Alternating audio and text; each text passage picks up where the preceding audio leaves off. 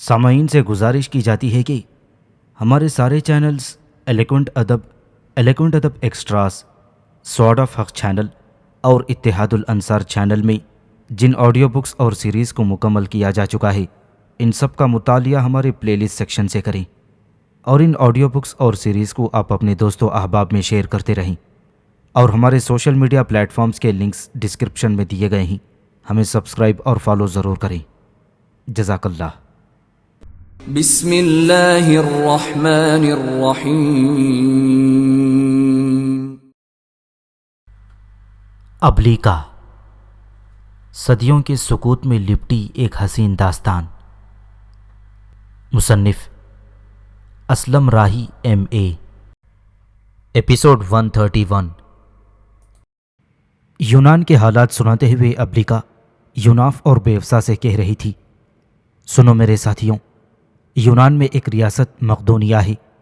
اس ریاست مقدونیہ کا حکمران سکندر اعظم طاقت کا ایک بھور اور قوت کا ایک شعلہ بن کر نمودار ہو رہا ہے، اور عنقریب کسی سمت کا رخ کر کے یہ اپنی ناختم ہونے والی فتوحات کا سلسلہ شروع کر دے گا۔ جہاں تک سکندر سے متعلق تفصیل سے کچھ کہنے کا تعلق ہے تو میں تم دونوں میاں بیوی سے یہ کہہ سکتی ہوں کہ سکندر سے پہلے مقدونیہ کی ریاست کا حکمران اس کا باپ فلیقوس تھا۔ فلیقوس جب مقدونیہ کا حکمران ہوا تو پہلی بار یہ مقدس جزیرے سمیتھروس میں دیونیسی دیوتا کے تہوار میں شامل ہونے کے لیے گیا ہوا تھا۔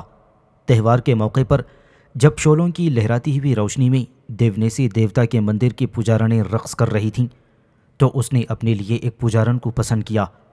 یہ پجارن انتہائی خوبصورت تھی اور اس پجارن کا نام اولمپیاس تھا۔ بس اس فلیقوس نے اولمپیاس نام کی اس پجارن سے شادی کر لی، جس کے بطن سے اس کا بیٹا سکندر پیدا ہوا۔ فلیقوس شروع میں اس کی بیوی اولمپیاس اور بیٹے سکندر کے ساتھ اپنے آبائی شہر آئیگائی میں رہتا تھا۔ جب اس کی ریاست کی حدود بڑھنے لگی، اس کے لشکر میں اضافہ ہوا، اس کی طاقت اور قوت بڑھی، تو اس نے اپنی ریاست کے لیے خلیج تھیسلی کے کنارے ایک نیا مرکزی شہر تعمیر کیا جس کا نام اس نے پیلا رکھا۔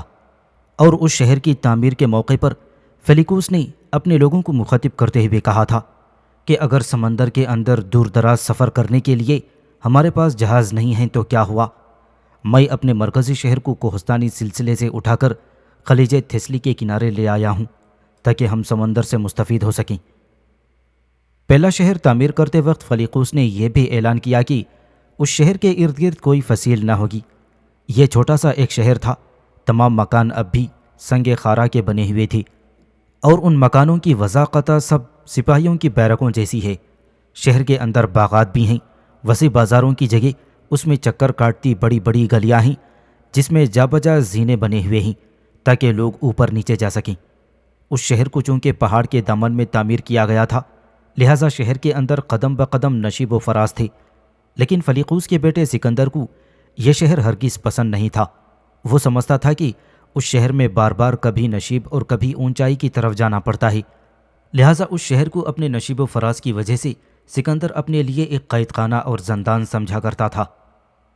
فلیقوس کے زمانے تک اہل مقدونیہ کی لڑائیاں کچھ یوں تھیں کہ صرف دریائے ڈینسیوب کے جنگلی باشندوں کے چھاپوں پر یا ویسے ہی وحشی سواروں کی یورشیں روکنے تک ہی محدود تھیں، اور شروع میں فلیقوس کی ریاست کے ذرائع آمدنی بے حد محدود تھے اور وہ بڑی مشکل سے اپنی ریاست پر حملہ آور ہونے والے وحشی باشندوں سے اپنے لوگوں کی حفاظت کر سکتا تھا۔ پھر اس کے بعد ایسا ہوا کہ فلیپوس یعنی فلیقوس کو کوہ پیگایوس کے ارد گرد سونے اور چاندی کی کانیں ملی تھیں، جس کی وجہ سے اس کی ریاست خوب مالا مال ہو گئی۔ حالانکہ اس سے پہلے مقدونی حکمران اپنے سکے تک جاری نہ کر سکتا تھا، اور اس وقت ایتھنز کے نہایت نفیس اور روپہلی سکے ہی سے کام لیا جاتا تھا۔ اب اپنی ریاست میں سونے اور چاندی کی کانیں ملنے کی وجہ سے وہ خوشحال ہو گیا تھا، جس کے باعث اس کی رعایا بھی خوشحال ہو کر اس سے محبت کرنے لگی تھی۔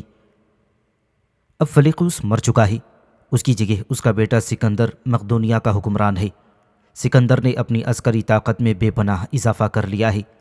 جس قدر لشکر اس کے باپ فلیقوس کے زمانے تک ہوا کرتا تھا، اب سکندر نے اس لشکر میں کئی گنا اضافہ کر لیا ہے۔ پہلے اس کے باپ فلیقوس کے پاس کوئی بحری جہاز تک نہ تھا، اب سکندر نے اپنے لیے ایک بہت بڑا بحری بیڑا بھی تیار کر لیا ہے، اور میرا اندازہ ہے کہ وہ عنقریب کسی ملک کی تسخیر کے لیے نکلے گا۔ لہٰذا میں تمہیں مشورہ دیتی ہوں کہ تم یہاں سے مقدونیہ کی ریاست کا رخ کرو، وہاں اس کے حکمران سکندر کے ساتھ رہو، اس کے ساتھ ساتھ رہتے ہوئے تمہارا وقت بہترین انداز میں گزرے گا۔ یوناف اور بیوسا نے ابلیکا کی اس تجویز سے اتفاق کیا۔ پھر وہ دونوں میاں بیوی دریائے مینڈر کے کنارے سے یونان کی ریاست مقدونیہ کی طرف کوچ کر گئے تھے۔ یوناف اور بیوسا پہلا شہر میں گھوڑ دوڑ کے اس میدان کے قریب نمودار ہوئے جو سکندر کے باپ فلیقوس نے ایک جھیل کے کنارے ایک خاص اہتمام سے بنایا تھا۔ اس میدان کے پاس کھڑے ہو کر دونوں میاں بیوی نے پہلا شہر کا جائزہ لیا۔ انہوں نے دیکھا دشمن سے حفاظت کے لیے اس شہر کے گرد کوئی فصیل نہ تھی۔ یہ شہر ایک تنگ اونچی وادی پر واقع تھا۔ یہ ایک چھوٹا سا شہر تھا اور تمام مکان سنگ خارا کے بنے ہوئے تھے۔ ان کی وضاقتہ سپاہیوں کے بیرکوں جیسی تھیں۔ شہر کے اندر باغات کبھی نہیں تھے۔ وسیع بازاروں کی جگہ اس میں چکر کھاتی بڑی گلیاں تھیں جن میں جا بجا زینے بنے ہوئے تھے تاکہ لوگ اوپر نیچے جا سکیں۔ حقیقت یہ ہے کہ یہ شہر چونکہ کوہستانی سلسلے کے دامن میں بنایا گیا تھا، لہٰذا اس کے اندر کافی بلکہ قدم قدم پر نشیب و فراز تھے۔ گھوڑ دوڑ کے جس میدان کے قریب یوناف بیوسا نمودار ہوئے تھے اس کے قریب ہی ایک قبرستان تھا جس کے اندر ایک بلند ٹیلہ تھا۔ دونوں میاں بیوی اس ٹیلے پر چڑھ گئی۔ وہاں کھڑے ہو کر وہ پہلا شہر کے قریب سمندر کے سیاہی مائل خلیج صاف دیکھ سکتے تھے، اور اس ساحل کے ساتھ ساتھ سفید خط کی طرح ایک شاہراہ بھی دکھائی دیتی تھی۔ یہ وہی شاہراہ تھی جو یونان سے ایران کی طرف جاتی تھی اور جسے ایران کے بادشاہ زرکسیس نے بنایا تھا۔ زرکسیس یا زرکسیسنار کا اصل نام خشیار شاہ تھا۔ یونانیوں نے اسے زرکسیس کا نام دیا تھا۔ اس شاہراہ کو ایک صدی بیشتر اس وقت بنوایا ہوا تھا جب وہ ایشیائی کوچک سے چل کر یونان فتح کرنے کے لیے آیا تھا۔ گو اس حملے میں زرکسیس کو کامیابی نہ ہوئی تھی، تاہم اس کے حملہ آور ہونے کا یہ فائدہ ہوا کہ اس شاہراہ کی تعمیر ہو گئی تھی۔ یہ وہی شاہراہ تھی جس پر مشرق کی طرف سے آنے والے کارواں دھول اڑاتے ہوئے یونانی شہروں کی طرف سفر کرتے تھے۔ ان لوگوں میں زیادہ تر ایرانی اور ایشیائی کوچک سے تعلق رکھنے والے لوگ سفر کیا کرتے تھے جو اپنے جسموں پر ارغوانی چغے اور زر بفت لباس پہنے ہوئے ہوتے تھے۔ یوناف اور بیوسا قبرستان کے اندر اس ٹیلے پر کھڑے ہو کر تھوڑی دیر تک قریبی سمندر اور اس کے کنارے کنارے ایران کی طرف جانے والی شاہراہ کا جائزہ لیتے رہے۔ پھر دونوں ٹیلے سے اترے اور گھوڑ دوڑ کے میدان کے ساتھ ساتھ وہ ایک طرف بڑھنے لگے تھے۔ تھوڑا آگے جا کر یوناف اور بیوسا دونوں میاں بیوی ایک ایسے جوان کے سامنے رک گئی جو تیزی سے ایک سمت جا رہا تھا۔ یوناف نے فوراً اس جوان کو مخاطب کرتے ہوئے کہا، اے میرے عزیز، ہم دونوں میاں بیوی اس شہر میں اجنبی ہیں۔ ہم مقدونیہ کے بادشاہ سکندر سے ملنا چاہتے ہیں۔ کیا تم ہمیں بتا سکتے ہو کہ اس سے ملنے کے لیے ہم کیا طریقہ کار استعمال کر سکتے ہیں؟ اس پر اس یونانی نوجوان نے ایک بار سر سے پاؤں تک ان دونوں میاں بیوی کو غور سے دیکھا، پھر وہ اچانک چونک سا پڑا اور اپنے قریب ایک سمت جاتے ہوئے بوڑھے کی طرف اشارہ کر کے کہنے لگا، اگر تم ہمارے بادشاہ سکندر سے ملنا چاہتے ہو تو اس بوڑھے سے ملو، وہ سکندر سے تم دونوں کی ملاقات کا اہتمام کروا سکتا ہے۔ یہ بوڑھا سکندر کا استاد ہے اور اس کا نام ارسطو ہے۔ اس جوان کے پاس سے ہٹ کر یوناف اور بیوسا بڑی تیزی سے سکندر کے استاد ارسطو کے پیچھے لگ گئی تھی۔ تھوڑا سا آگے آ کر یوناف اور بیوسا دونوں نے ارسطو کو جا لیا اور اسے مخاطب کرتے ہوئے کہنے لگا، اے میرے بزرگ، ہم اس شہر میں اجنبی ہیں اور مقدونیہ کے بادشاہ سکندر سے ملنا چاہتے ہیں۔ یوناف کی اس گفتگو پر ارسطوٹل یعنی ارسطو رک گیا۔ وہ بڑے عجیب سے انداز میں تھوڑی دیر تک ان دونوں میاں بیوی کو دیکھتا رہا اور پھر کہنے لگا، تم دونوں کی شخصیت کچھ ایسی پرکشش ہے کہ ہر کوئی تم سے ملنا اور تمہاری صحبت سے لطف اندوز ہونا پسند کرے گا۔ میں سکندر سے تم دونوں کی ملاقات کا اہتمام تو کروا سکتا ہوں، لیکن میں پوچھ سکتا ہوں کہ تم کس سلسلے میں سکندر سے ملنا چاہتے ہو؟ اس پر یوناف نے ارسطو پر اپنی چند سری قوتوں کا اظہار کیا اور اس پر یہ اظہار کیا کہ وہ یہ امید رکھتا تھا کہ عنقریب سکندر اپنے لشکر کے ساتھ اپنی ہمسایہ سلطنتوں پر حملہ آور ہوگا، لہٰذا اس کے ساتھ رہ کر وہ ان جنگوں میں پیش آنے والے حالات کا جائزہ لینا چاہتا ہے۔ یوناف کی یہ گفتگو سن کر ارسطو بہت خوش ہوا، پھر اس نے بڑی شفقت سے ان دونوں سے کہنے لگا، تم دونوں میرے ساتھ آؤ، میں تم دونوں کو سکندر سے ملاتا ہوں۔ اس پر یوناف اور بیوسا خاموشی سے ارسطو کے ساتھ ہو لیے تھے۔ ان دونوں کو لے کر ارسطو ایک ایسے کمرے میں داخل ہوا جس میں مقدونیہ کا حکمران سکندر اور اس کی ماں اولمپیاز بیٹھے ہوئے تھے۔ ارسطو نے سب سے پہلے یوناف اور بیوسا کا تعارف سکندر اور اس کی ماں اولمپیاز سے کروایا۔ پھر آگے بڑھ کر اس نے سکندر کے کان میں کچھ کہا، جس کے جواب میں سکندر کے چہرے پر گہری مسکراہٹ بکھر گئی تھی، اور اس نے اپنی جگہ سے اٹھتے ہوئے یوناف اور بیوسا کو آگے بڑھ کر ایک قریبی نشست پر بیٹھنے کی دعوت دی تھی۔ اس دوران ارسطو سکندر کی ماں اولمپیاز کی طرف جھکا۔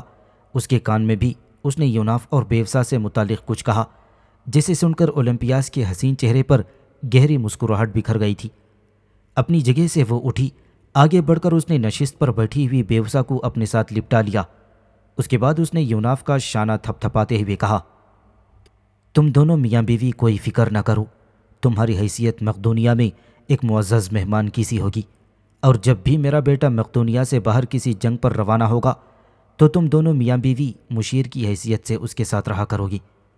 یہاں تک کہنے کے بعد اولمپیاز جب خاموش ہوئی تو سکندر نے یوناف اور بیوسا کو مخاطب کرتے ہوئے کہا، تم دونوں بہت عمدہ اور مناسب وقت پر میری طرف آئے ہو۔ تھوڑی دیر تک مقدونیہ کے سارے سپہ سالار اور اہلیان سلطنت یہاں جمع ہوں گی، اور باہم مشورہ کرنے کے بعد پھر ہم سب مل کر فیصلہ کریں گے کہ مقدونیہ سے باہر حملہ آور ہونے کے لیے ہمیں کہاں اور کس جگہ سے ابتدا کرنی چاہیے۔ سکندر کہتے کہتے خاموش ہو گیا تھا، اس لیے کہ اس بڑے کمرے میں باری باری بہت سے لوگ اندر داخل ہونا شروع ہو گئی تھی۔ جوں جوں یہ لوگ اندر آتے جاتے تھے، یوناف کے قریب بیٹھا ہوا ارسطو ان آنے والے لوگوں سے متعلق یوناف کو تفصیل سے بتاتا جا رہا تھا۔ تھوڑی دیر تک وہ کمرہ جہاں پہلے صرف سکندر اور اس کی ماں اولمپیاز بیٹھے ہوئے تھے، اپنی پوری نشستوں کے ساتھ اہلیان سلطنت سے بھر گیا تھا، اور وہاں بیٹھنے والے لوگوں میں سکندر کے بہترین جرنیل اینٹنی گونز، پارمینو بیتلیموس، اینٹنی پیٹر کلائٹس اور مقدونیہ کا سب سے بڑا مذہبی کاہن ایروسٹینڈ بھی بیٹھے ہوئے تھے، اور پھر کافی دیر تک باہم صلاح مشورہ ہوتا رہا۔ آخر اتفاق رائے سے یہ طے پایا کہ سب سے پہلے مقدونی لشکر کو باغی بربر قبائل کے خلاف حرکت میں آنا چاہیے، تاکہ مقدونیہ کا لشکر جب کبھی بھی سمندر پار کی کسی حکومت پر حملہ آور ہو تو اس کی غیر حاضری میں کوئی بغاوت اور سرکشی نہ کھڑی ہو سکے۔ یہ فیصلہ ہونے کے بعد لوگ اٹھ کر چلے گئے، صرف وہاں پر سکندر، اس کی ماں اولمپیاز اور ارسطو رہ گئے تھے۔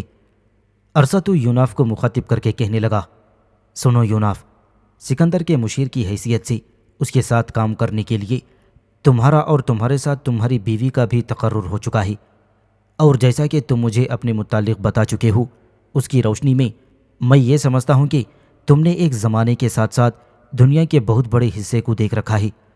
تمہارے انہی تجربات کی بنا پر میں تم سے چند سوالات کرتا ہوں، تاکہ یہ جائزہ لے سکوں کہ آنے والے دنوں میں تم سکندر کی رہنمائی کرنے کی کس قدر اور کیسی صلاحیتیں رکھتے ہو۔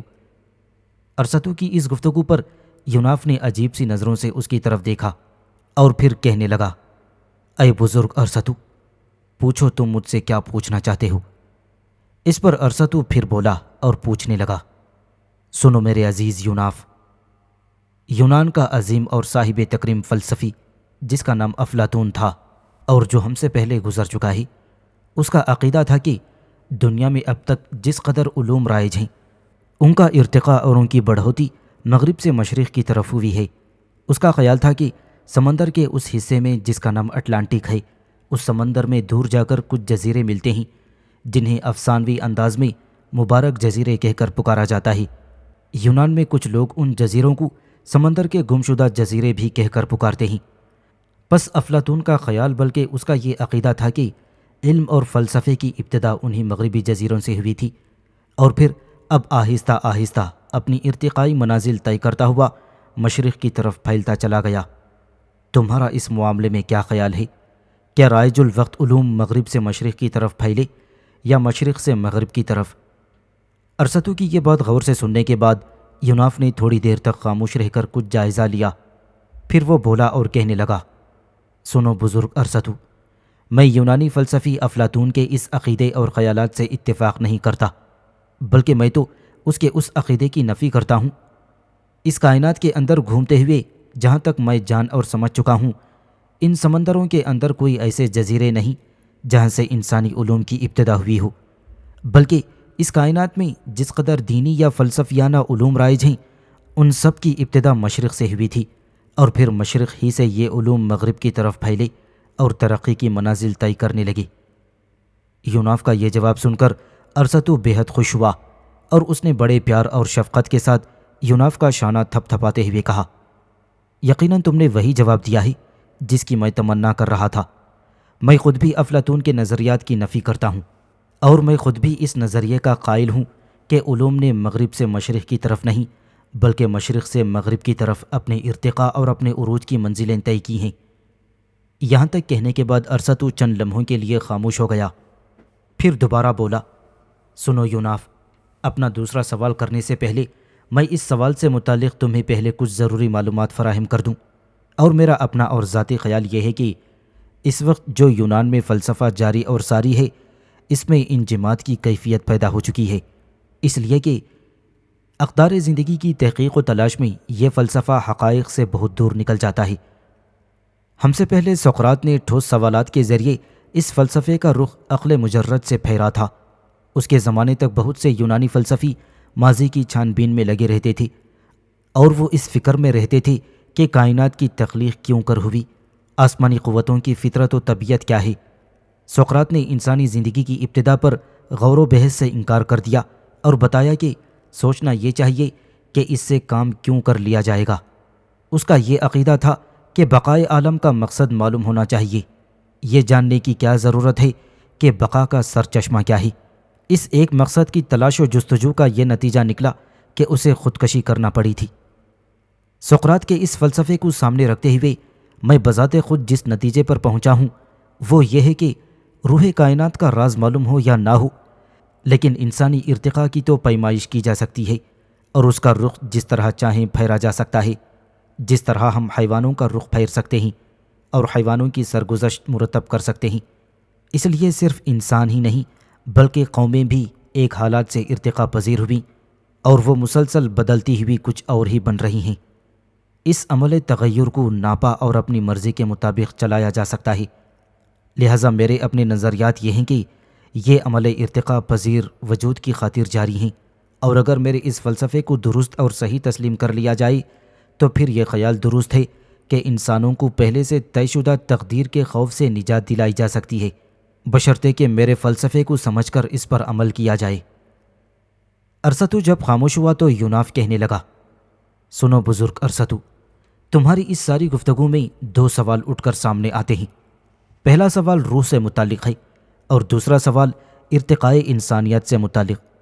جہاں تک روح کا سوال ہے تو یہ میرے رب کی طرف سے ہے جو ساری کائنات کا خالق و مالک ہے، اور اس روح کی وجہ سے ہی لوگ حرکت میں آتے ہیں، اور جب انسان کا خاتمہ ہوتا ہے تو روح اس کے جسم سے نکالی جاتی ہے۔ جو نیک روح ہوتی ہے جس نے دنیا میں نیکی کے کام کیے ہوتے ہیں وہ نیکی کے فرشتوں کے حوالے کر دی جاتی ہے، اور وہ روح جو دنیا میں بدی کے کام کرتی ہے وہ عذاب دینے والے فرشتوں کے حوالے کر دی جاتی ہے، جس کے متعلق اس سے مزید نہ اب تک کوئی جان سکا ہے اور نہ جان پائے گا۔ اور سنو ارسطو، تمہارا دوسرا سوال بلکہ تمہارا عقیدہ یہ ہے کہ انسانیت ایک حالت سے دوسری حالت میں اپنی ارتقائی منازل طے کرتی رہی ہے۔ میں تمہارے اس فلسفے اور تمہارے اس عقیدے اور خیالات کے مطابق جواب میں یہ کہتا ہوں کہ خداوند قدوس نے جو خالق ہے اس ساری کائنات کا، اس نے انسان کی ابتدا اندھیرے سے روشنی میں نہیں کی بلکہ اسے روشنی ہی میں پیدا کیا تھا، اور جس طرح شروع دن میں اسے پیدا کیا تھا اسی شکل و صورت اور اپنی اعضاء و جوارح کے ساتھ یہ آج بھی زندگی گزارنے کی تگ و دو میں مصروف ہے۔ ایسا ہرگز نہیں ہے کہ خداوند نے پہلے انسان کو کسی اور شکل میں پیدا کیا ہو اور پھر یہ اپنی ارتقائی منازل کو طے کرتا ہوا موجودہ شکل میں آیا ہو۔ نہیں، ہرگز نہیں۔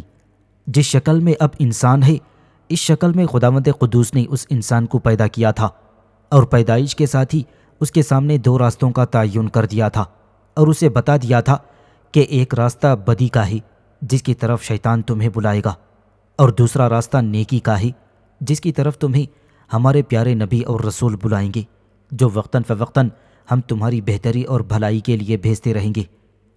تو اے ارسطو، اپنے اعضائے جوارح، اپنی شکل و صورت میں انسان ویسا کا ویسا ہی ہے جس طرح اسے پیدا کیا گیا تھا۔ ہاں، اپنے خیالات میں اور اپنی مادی پرستانہ جد و جہد میں یہ ضرور ارتقائی منازل طے کرتا رہا ہے۔ یوناف کی یہ ساری گفتگو سن کر ارسطو تھوڑی دیر تک گردن جھکائے خاموش رہ کر کچھ سوچتا رہا۔ اس دوران سکندر اور اس کی ماں اولمپیاز بھی بڑے غور اور انہماک سے اس کی طرف دیکھتے رہے تھے۔ پھر آہستہ آہستہ اس نے اپنا سر اٹھایا، بڑے پیار سے اس نے یوناف کی طرف دیکھا اور انتہائی نرمی سے اسے مخاطب کرتے ہوئے کہنے لگا، سنو یوناف، میں پہلے یہ سمجھا تھا کہ تمہارا علم، تمہارا فلسفہ سطحی ہوگا، لیکن تمہاری گفتگو بتاتی ہے کہ تمہارا تجربہ خوب اور تمہارا علم قابل داد ہے۔ میں یہ سمجھتا ہوں کہ اپنی اس قدر لمبی عمر میں جو کچھ بھی میں نے حاصل کیا ہے تمہارے مقابلے میں وہ کچھ بھی نہیں ہے۔ میں اب کوشش کروں گا کہ تم سے بہت کچھ حاصل کر کے اپنے نظریات اور اپنے فلسفے کو تمہارے خیالات کے مطابق ڈھالنے کی کوشش کروں گا۔ یہاں تک کہنے کے بعد ارسطو جب خاموش ہوا تو سکندر نے ارسطو کو مخاطب کر کے کہنا شروع کیا، اے بزرگ استاد، اب تک باتیں بہت ہو چکی، اب میں آپ سے یہ کہتا ہوں کہ آپ دونوں میاں بیوی کو اپنے ساتھ لے کر جائیں اور ان کی رہائش کا بندوبست کریں۔ میں سمجھتا ہوں کہ سمندر کے کنارے کوہستانوں کی بلند چوٹی پر محل کا وہ حصہ جس میں میری ماں نے قیام کر رکھا ہے، اس حصے میں بہت سے کمرے خالی ہیں، انہی کمروں میں سے کچھ کمرے ان دونوں میاں بیوی کو دے دو، اور مجھے امید ہے کہ میری ماں کو میرے اس فیصلے پر کوئی اعتراض نہ ہوگا۔ اس پر اولمپیاس نے بھی فوراً اس کی تائید کر دی تھی۔ فلیقوس کی موت کے بعد سکندر کے لیے مختلف سمتوں سے خطرات اٹھ کھڑے ہوئے تھے۔ مقدونیہ کے 3 جانب پہاڑی قبیلے رہتے تھے، وہ علیحدگی اختیار کر کے سابقہ آزادی کے مالک بن گئے۔ ان قبائل سے آگے دریائے ڈینوب کے ساتھ ساتھ بربر قبائل آباد تھے جو ترکتاز اور یلغار کرتے ہوئے ساحل تک پہنچ جایا کرتے تھے۔ ان بربر قبائل کے قریب ہی خونخوار اور وحشی قبائل آباد تھی، اور یہ بھی سکندر کے خلاف بغاوت پر آمدہ تھی اور دور دور علاقوں تک قبضہ کر کے اپنی خود مختار ریاست قائم کرنے کا ارادہ رکھتے تھے۔ اس نازک صورتحال میں اپنے لشکر کی مناسب تیاری کرنے کے بعد سکندر نے اپنے مرکزی شہر پیلا سے کوچ کیا۔ پیلا کا انتظام اس نے اپنے جرنیل اینٹی پیٹر کے حوالے کر دیا اور خود لشکر کے ساتھ باغی قبائل کی سرکوبی کے لیے نکل کھڑا ہوا۔ یوناف اور بیوسا بھی اس کے لشکر میں شامل تھے۔ اس وقت سکندر کی عمر صرف 20 سال تھی اور پہلی بار اس نے اپنی زندگی کی حقیقی سفر کی ابتدا کی تھی۔ اس سے پہلے جب کہ اس کا باپ زندہ تھا تب تو وہ شرمیلا تھا اور ہر وقت اپنے خیالات میں گم رہتا تھا۔ جو شخص بھی سامنے آ جایا کرتا وہ اس پر بھروسہ کر لیا کرتا تھا اور اپنے رفیقوں کی رائے پر عمل پیرا ہوتا۔ اب تک وہ خیالات کی دنیا میں زندگی گزارتا رہا تھا۔ اپنا وقت زیادہ تر وہ مطالعے میں گزارتا اور ساتھ ہی ساتھ وہ ارسطو کے نقش قدم پر چلنے کی کوشش بھی کرتا۔ لیکن باپ کی موت کے بعد تقریباً 1 سال کے اندر ہی اندر اس کی کایا پلٹ گئی۔ وہ شرمیلے نوجوان سے صاحب عزم بن گیا۔ ہر مشورے کو اندھا دھن صحیح نہ سمجھنا، خطرات کے ہجوم میں بے تکلف گھس جانا۔ اب وہ پختہ ارادہ کر چکا تھا کہ اپنے وطن سے باہر نکل کر فوجوں کی قیادت کرتا ہوا ایشیا اور آس پاس کے دوسرے علاقوں میں دور دور تک فتوحات کا سلسلہ شروع کر دے گا۔ غرضے کہ سکندر نے اپنے لشکر کے ساتھ بڑی تیزی اور بڑی برق رفتاری سے باغی قبائل کی طرف پیش قدمی کی، اور کوہستان پائمز کی چوٹیوں کے پاس جو بلندیاں تھیں ان میں سے اپنے لشکر کے ساتھ تیزی سے گزرتا ہوا وحشی بربر قبائل کی طرف گیا تھا، جو گھات میں بیٹھے ہوئے حملہ آور فوجوں کی تعداد کا اندازہ لے رہے تھے۔ یہ باغی بربر قبائل سکندر کے اس لشکر کو ختم کر دینے کے درپے تھے جو انہیں میدانی علاقوں میں لوٹ مار سے روک دینا چاہتا تھا۔ اس مہم میں سکندر کو اپنے فوجی افسروں کے ساتھ ایسے گھنے جنگلوں میں سے بھی گزرنا پڑا جہاں کوئی بھی چھپ کر انہیں تیروں کا نشانہ بنا سکتا تھا۔ سکندر پر یہ بھی واضح کر دیا گیا تھا کہ ایسے خطرناک سفر میں کوئی اسے وقت پر خبردار بھی نہ کر سکے گا، اور پھر یہ کہ گرد و پیش کے لوگ وحشی جانوروں کی طرح بے دردی سے اس پر حملہ آور ہو سکتے ہیں، اور یہ بھی معلوم نہ کیا جا سکتا تھا کہ وہ کس وقت کون سا قدم اٹھا سکتے ہیں۔ ان سارے خطرات کو بالائے طاق رکھتے ہوئے سکندر اپنے لشکر کے ساتھ آگے بڑھتا رہا، اس لیے کہ یوناف اس کے ساتھ تھا، اور یوناف نے اس کے ذہن میں یہ بات ڈال دی تھی کہ تنظیم اور قوت ہی کے بل پر ان باغیوں پر قابو پایا جا سکتا ہے، اور اگر ایسا نہ کیا گیا تو آنے والے دور میں یہ باغی قبائل اس کے سر پر آ چڑھیں گے اور اسے حکومت اور سلطنت سے محروم کر کے رکھ دیں گے۔ ایک کھلی وادی میں بربرسلٹ قبائل کے ساتھ خوفناک جنگ شروع ہو گئی۔ یہ وحشی قبائل سکندر کے لشکر پر بھیڑیوں کے غول کی طرح ہلہ بولتے ہوئے حملہ آور ہوئے تھے، لیکن سکندر کے لشکریوں نے اپنی جانیں خطرے میں ڈال کر انہیں شکست دیتے ہوئے بھاگ جانے پر مجبور کر دیا۔ سکندر نے جب مزید پیش قدمی کی تو اس کے مخبر یہ خبر لائی کہ کسی باغی قبائل کے کچھ لوگ ایک جگہ گاڑیوں کی دیوار کو آڑ بنا کر جمع ہیں اور ڈھلان کے بالائی حصے میں ہیں، اور جو ہی سکندر اپنے لشکر کے ساتھ پیش قدمی کرتا ہوا ان کے قریب پہنچے گا تو وہ بلندیوں سے گاڑیوں کو لڑکا دیں گے۔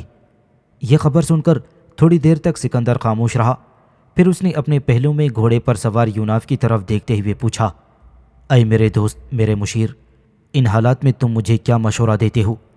یہ سن کر یوناف نے تھوڑی دیر سوچ بچار سے کام لیا، پھر وہ سکندر کو مخاطب کر کے کہنے لگا، سنو سکندر، میں جانتا ہوں کہ کس کوہستانی سلسلے پر باغیوں نے اپنی گاڑیاں کھڑی کی ہیں، تاکہ جب ان کوہستانی سلسلے سے تمہارا لشکر گزرے تو تم پر وہ اپنی گاڑیاں لڑکا دیں گے۔ اس کوہستانی سلسلے کو ایک ہی راستہ جاتا ہے جس پر ابھی ہم پیش قدمی کر رہے ہیں، اور میں ان علاقوں سے پہلے ہی واقفیت رکھتا ہوں جہاں پر دشمن نے اپنی گاڑیاں کھڑی کر رکھی ہیں۔ اب وہاں تک پہنچنے کے لیے کوئی دوسرا راستہ بھی ہمارے پاس نہیں ہے، لہٰذا دشمن پر قابو پانے کے لیے میں ایک ہی مشورہ دوں گا، اور وہ یہ ہے کہ جس راستے پر ہم پیش قدمی کر رہے ہیں اس پر ہمیں آگے بڑھتے رہنا چاہیے، لیکن احتیاط یہ کرنی چاہیے کہ لشکر کو ایک ساتھ اکٹھے آگے نہیں بڑھنا چاہیے، بلکہ ہمیں لشکر کو چھوٹی چھوٹی ٹولیوں میں تقسیم کر کے پیش قدمی کرنی چاہیے، اور ہر ٹولی دوسری ٹولی کے درمیان وقفہ رکھے تاکہ جب ہم عین باقی قبائل کی سیدھ میں جائیں تو وہ ہم پر اپنی گاڑیاں لڑکا دیں۔ ہمارے لشکریوں کو چاہیے کہ پھرتی سے کام لیتے ہوئے ادھر ادھر ہٹ جائیں، لہٰذا وہ گاڑیاں جو بلندی سے لڑکائی جائیں گی ڈھلان میں جا کر خود ہی ٹوٹ پھوٹ جائیں گی، اور اگر ایسا نہ بھی ہوا تو کسی دستے کے عین سیدھ میں وہ لڑکائی جانے والی گاڑیاں آ گئیں تو وہ دستے فوراً ادھر ادھر ہٹنے کی کوشش کریں۔ اگر وہ ایسا نہ بھی کر سکیں تو آخری تدبیر کے طور پر وہ جہاں ہوں وہیں پر زمین پر لیٹ جائیں اور اپنی لمبی ڈھالیں اپنی پشت پر رکھ لیں۔ اس طرح بلندی سے لڑکائی جانے والی گاڑیاں ان کی ڈھالوں کے اوپر سے گزرتی ہوئی نشیب کی طرف چلی جائیں گی اور ہمارے لشکر کو کوئی نقصان نہیں پہنچے گا۔ یوناف کا یہ جواب سن کر سکندر بے حد خوش ہوا۔ اس نے فوراً یوناف کے مشورے پر عمل کرتے ہوئے اپنے لشکر کو چھوٹی چھوٹی ٹولیوں میں تقسیم کر دیا اور پہلے کی نسبت زیادہ تیز رفتاری سے آگے بڑھنے لگا تھا۔ آگے بڑھتے ہوئے جب وہ کوہستانی سلسلے کے اس حصے کے پاس سے گزرنے لگے جہاں بلندی پر دشمن نے گاڑیاں کھڑی کر رکھی تھیں تو انہیں دیکھتے ہی دشمن نے اپنی گاڑیوں کو ڈھلان کی طرف لڑکا دیا۔ یوناف کے مشورے پر سکندر نے چونکہ پہلے ہی اپنے لشکر کو چھوٹی چھوٹی ٹولیوں میں تقسیم کر دیا تھا، لہٰذا یہ ٹولیاں ادھر ادھر بھاگ گئیں اور گاڑیاں ان کے درمیان سے ہوتی ہوئی نشیب کی طرف چلی گئی تھیں۔ اپنے لشکر کے بچ جانے پر سکندر نے یوناف کا شکر ادا کیا۔ دوسری طرف کوہستان کے اوپر باغی قبائل نے جب دیکھا کہ سکندر کے لشکر کو کوئی نقصان نہیں پہنچا تو وہ بے حد خوف زدہ ہوئے، لہٰذا وہ دوسری طرف ڈھلان میں اتر کر قریبی جنگلوں میں گھس گئے۔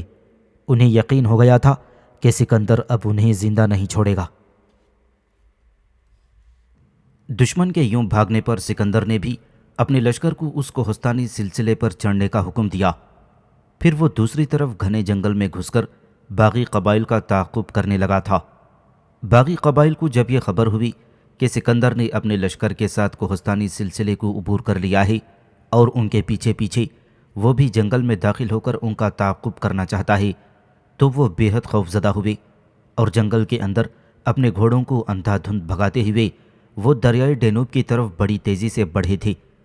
انہیں خطرہ تھا کہ اگر انہوں نے دیر کی تو سکندر ان کے سر پر آن پہنچے گا اور ان کا قتل عام شروع کر دے گا، لہٰذا وہ چھوٹی چھوٹی کشتیوں میں بیٹھ کر دریائے ڈینوب کو پار کر گئے تھے۔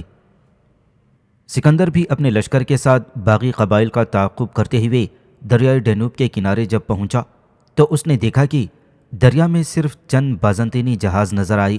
سکندر نے انہیں پکڑ لیا اور رات کی تاریکی میں ان جہازوں کے ذریعے اس نے اپنے لشکر کو دریائے ڈینوب پار کرایا اور دوبارہ اس نے باغی قبائل کا تعاقب شروع کر دیا۔ رات کی تاریکی میں باغی قبائل کا تعاقب بڑی تیزی سے جاری رہا۔ ان کے تعاقب میں سکندر کو اپنے لشکر کے ساتھ گندم کے کھیتوں سے گزرنا پڑا جہاں کوئی اسے دیکھ نہ سکتا تھا۔ ستاروں کی روشنی میں اس نے راستہ ڈھونڈا۔ اضطراب کی فراوانی، زمین کی نمی اور دھند لگے کے باعث ایک ایک سپاہی کانپ رہا تھا۔ سورج طلوع ہونے کے قریب وہ ایک ایسے شہر میں پہنچ گئی جس کی دیواریں لکڑی کی تھیں اور پورا شہر بے خبر سویا ہوا تھا۔ یہ شہر باغی قبائل کا ہی تھا اور جن باغیوں کا تعاقب کرتے ہوئے سکندر وہاں پہنچا تھا وہ بھی سکندر کے وہاں پہنچ جانے سے بے خبر تھے۔ ان کا خیال تھا کہ سکندر نے زیادہ سے زیادہ دریائے ڈینوب تک ان کا تعاقب کیا ہوگا اور دریائے ڈینوب کو اپنے سامنے دیکھ کر وہ واپس لوٹ گیا ہوگا۔ لیکن صبح سویرے اس شہر کے لوگ اٹھے اور انہوں نے دیکھا کہ سکندر نے اپنے لشکر کے ساتھ ان کے شہر کا محاصرہ کر رکھا ہے۔ وہ پریشان اور دنگ رہ گئی تھی۔ باغی سلٹ قبائل نے جب دیکھا کہ سکندر اپنے لشکر کے ساتھ ان کے شہر کا محاصرہ کر چکا ہے تو انہیں فرما برداری کے سوا کوئی دوسرا راستہ نظر نہ آیا۔ لہذا آپس میں صلاح مشورہ کرنے کے بعد یہ طے پایا کہ کسی نہ کسی طرح سکندر کو یہاں سے ٹال دینا چاہیے۔ یہ مقصد حاصل کرنے کے لیے سلٹ قبائل کا سردار اپنے شہر سے باہر نکلا اور وہ اپنے ساتھ شہر کی حسین و جمیل عورتوں اور لڑکیوں کو لے کر نکلا تھا، اور یہ لڑکیاں اپنے ہاتھوں میں قیمتی جواہرات کے تحائف اٹھائے ہوئے تھیں۔ وہ سکندر کو پیش کیے جانے تھی۔ ان لڑکیوں نے چمڑے کے تنگ لباس پہن رکھے تھے اور ان کے بال خوب آراستہ تھے۔ انہیں لے کر سلٹ قبائل کا سردار سکندر کی خدمت میں حاضر ہوا۔ اسے وہ تحائف پیش کیے جو اس کے ساتھی خوبصورت لڑکیوں نے اٹھا رکھے تھے۔ پھر اس نے سکندر کو مخاطب کر کے کہا، یہ شار مقدونیہ کا خراج ہے جس سے ہم ڈرتے ہیں، جس کے ہم فرما بردار بن کر رہنا چاہتے ہیں اور جس کا مقابلہ کرنے کی ہم ہمت نہیں رکھتے۔ سلٹ سردار کی یہ بات سن کر سکندر نے مسکراتے ہوئے پوچھا، تمہیں کس بات کا ڈر ہے؟ اس پر وہ سردار سکندر کو مخاطب کر کے کہنے لگا، مجھے اور میرے قبائل کو صرف ایک بات کا ڈر اور خوف ہے۔ اس پر سکندر نے چونک کر پوچھا، وہ کیا ڈر ہے؟ سردار کہنے لگا، ہمیں یہ ڈر ہے کہ کہیں آسمان ہم پر آن نہ گرے، اس لیے کہ جب کسی قوم پر کوئی حملہ آور حملہ کرتا ہے اور اس قوم کی تباہی اس پر وارد ہونے والی ہوتی ہے تو گویا آسمان ہی گر پڑتا ہے۔ اے مقدونیہ کے بادشاہ، اس سے پہلے ہم یہ خیال کرتے تھے کہ اگر ہم مقدونیہ کے خلاف بغاوت کریں گے تو ان دور دراز علاقوں تک ہمارا تعاقب کر کے آپ ہمیں فرما بردار بننے پر مجبور نہ کر سکیں گے، لیکن ہم دیکھ رہے ہیں کہ آپ ہمارا تعاقب کرتے ہوئے ہمارے شہر تک پہنچ چکے ہیں۔ لہٰذا ہم عہد کرتے ہیں کہ آج کے بعد ہم کبھی بھی آپ کے خلاف کوئی بغاوت کھڑی نہ کریں گے، ہمیشہ آپ کے فرما بردار اور ماتحت بن کر رہیں گے، اور ہمارے پڑوس میں جو قبائل ہیں وہ بھی اگر کبھی آپ کے خلاف بغاوت پر آمدہ ہوں تو ہم ان کی سرکوبی میں بھی مکمل طور پر آپ کا ساتھ دیں گے۔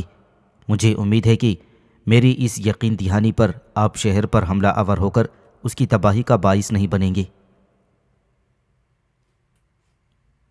اس سردار کی یہ گفتگو سن کر سکندر تھوڑی دیر تک گردن جھکائے کچھ سوچتا رہا۔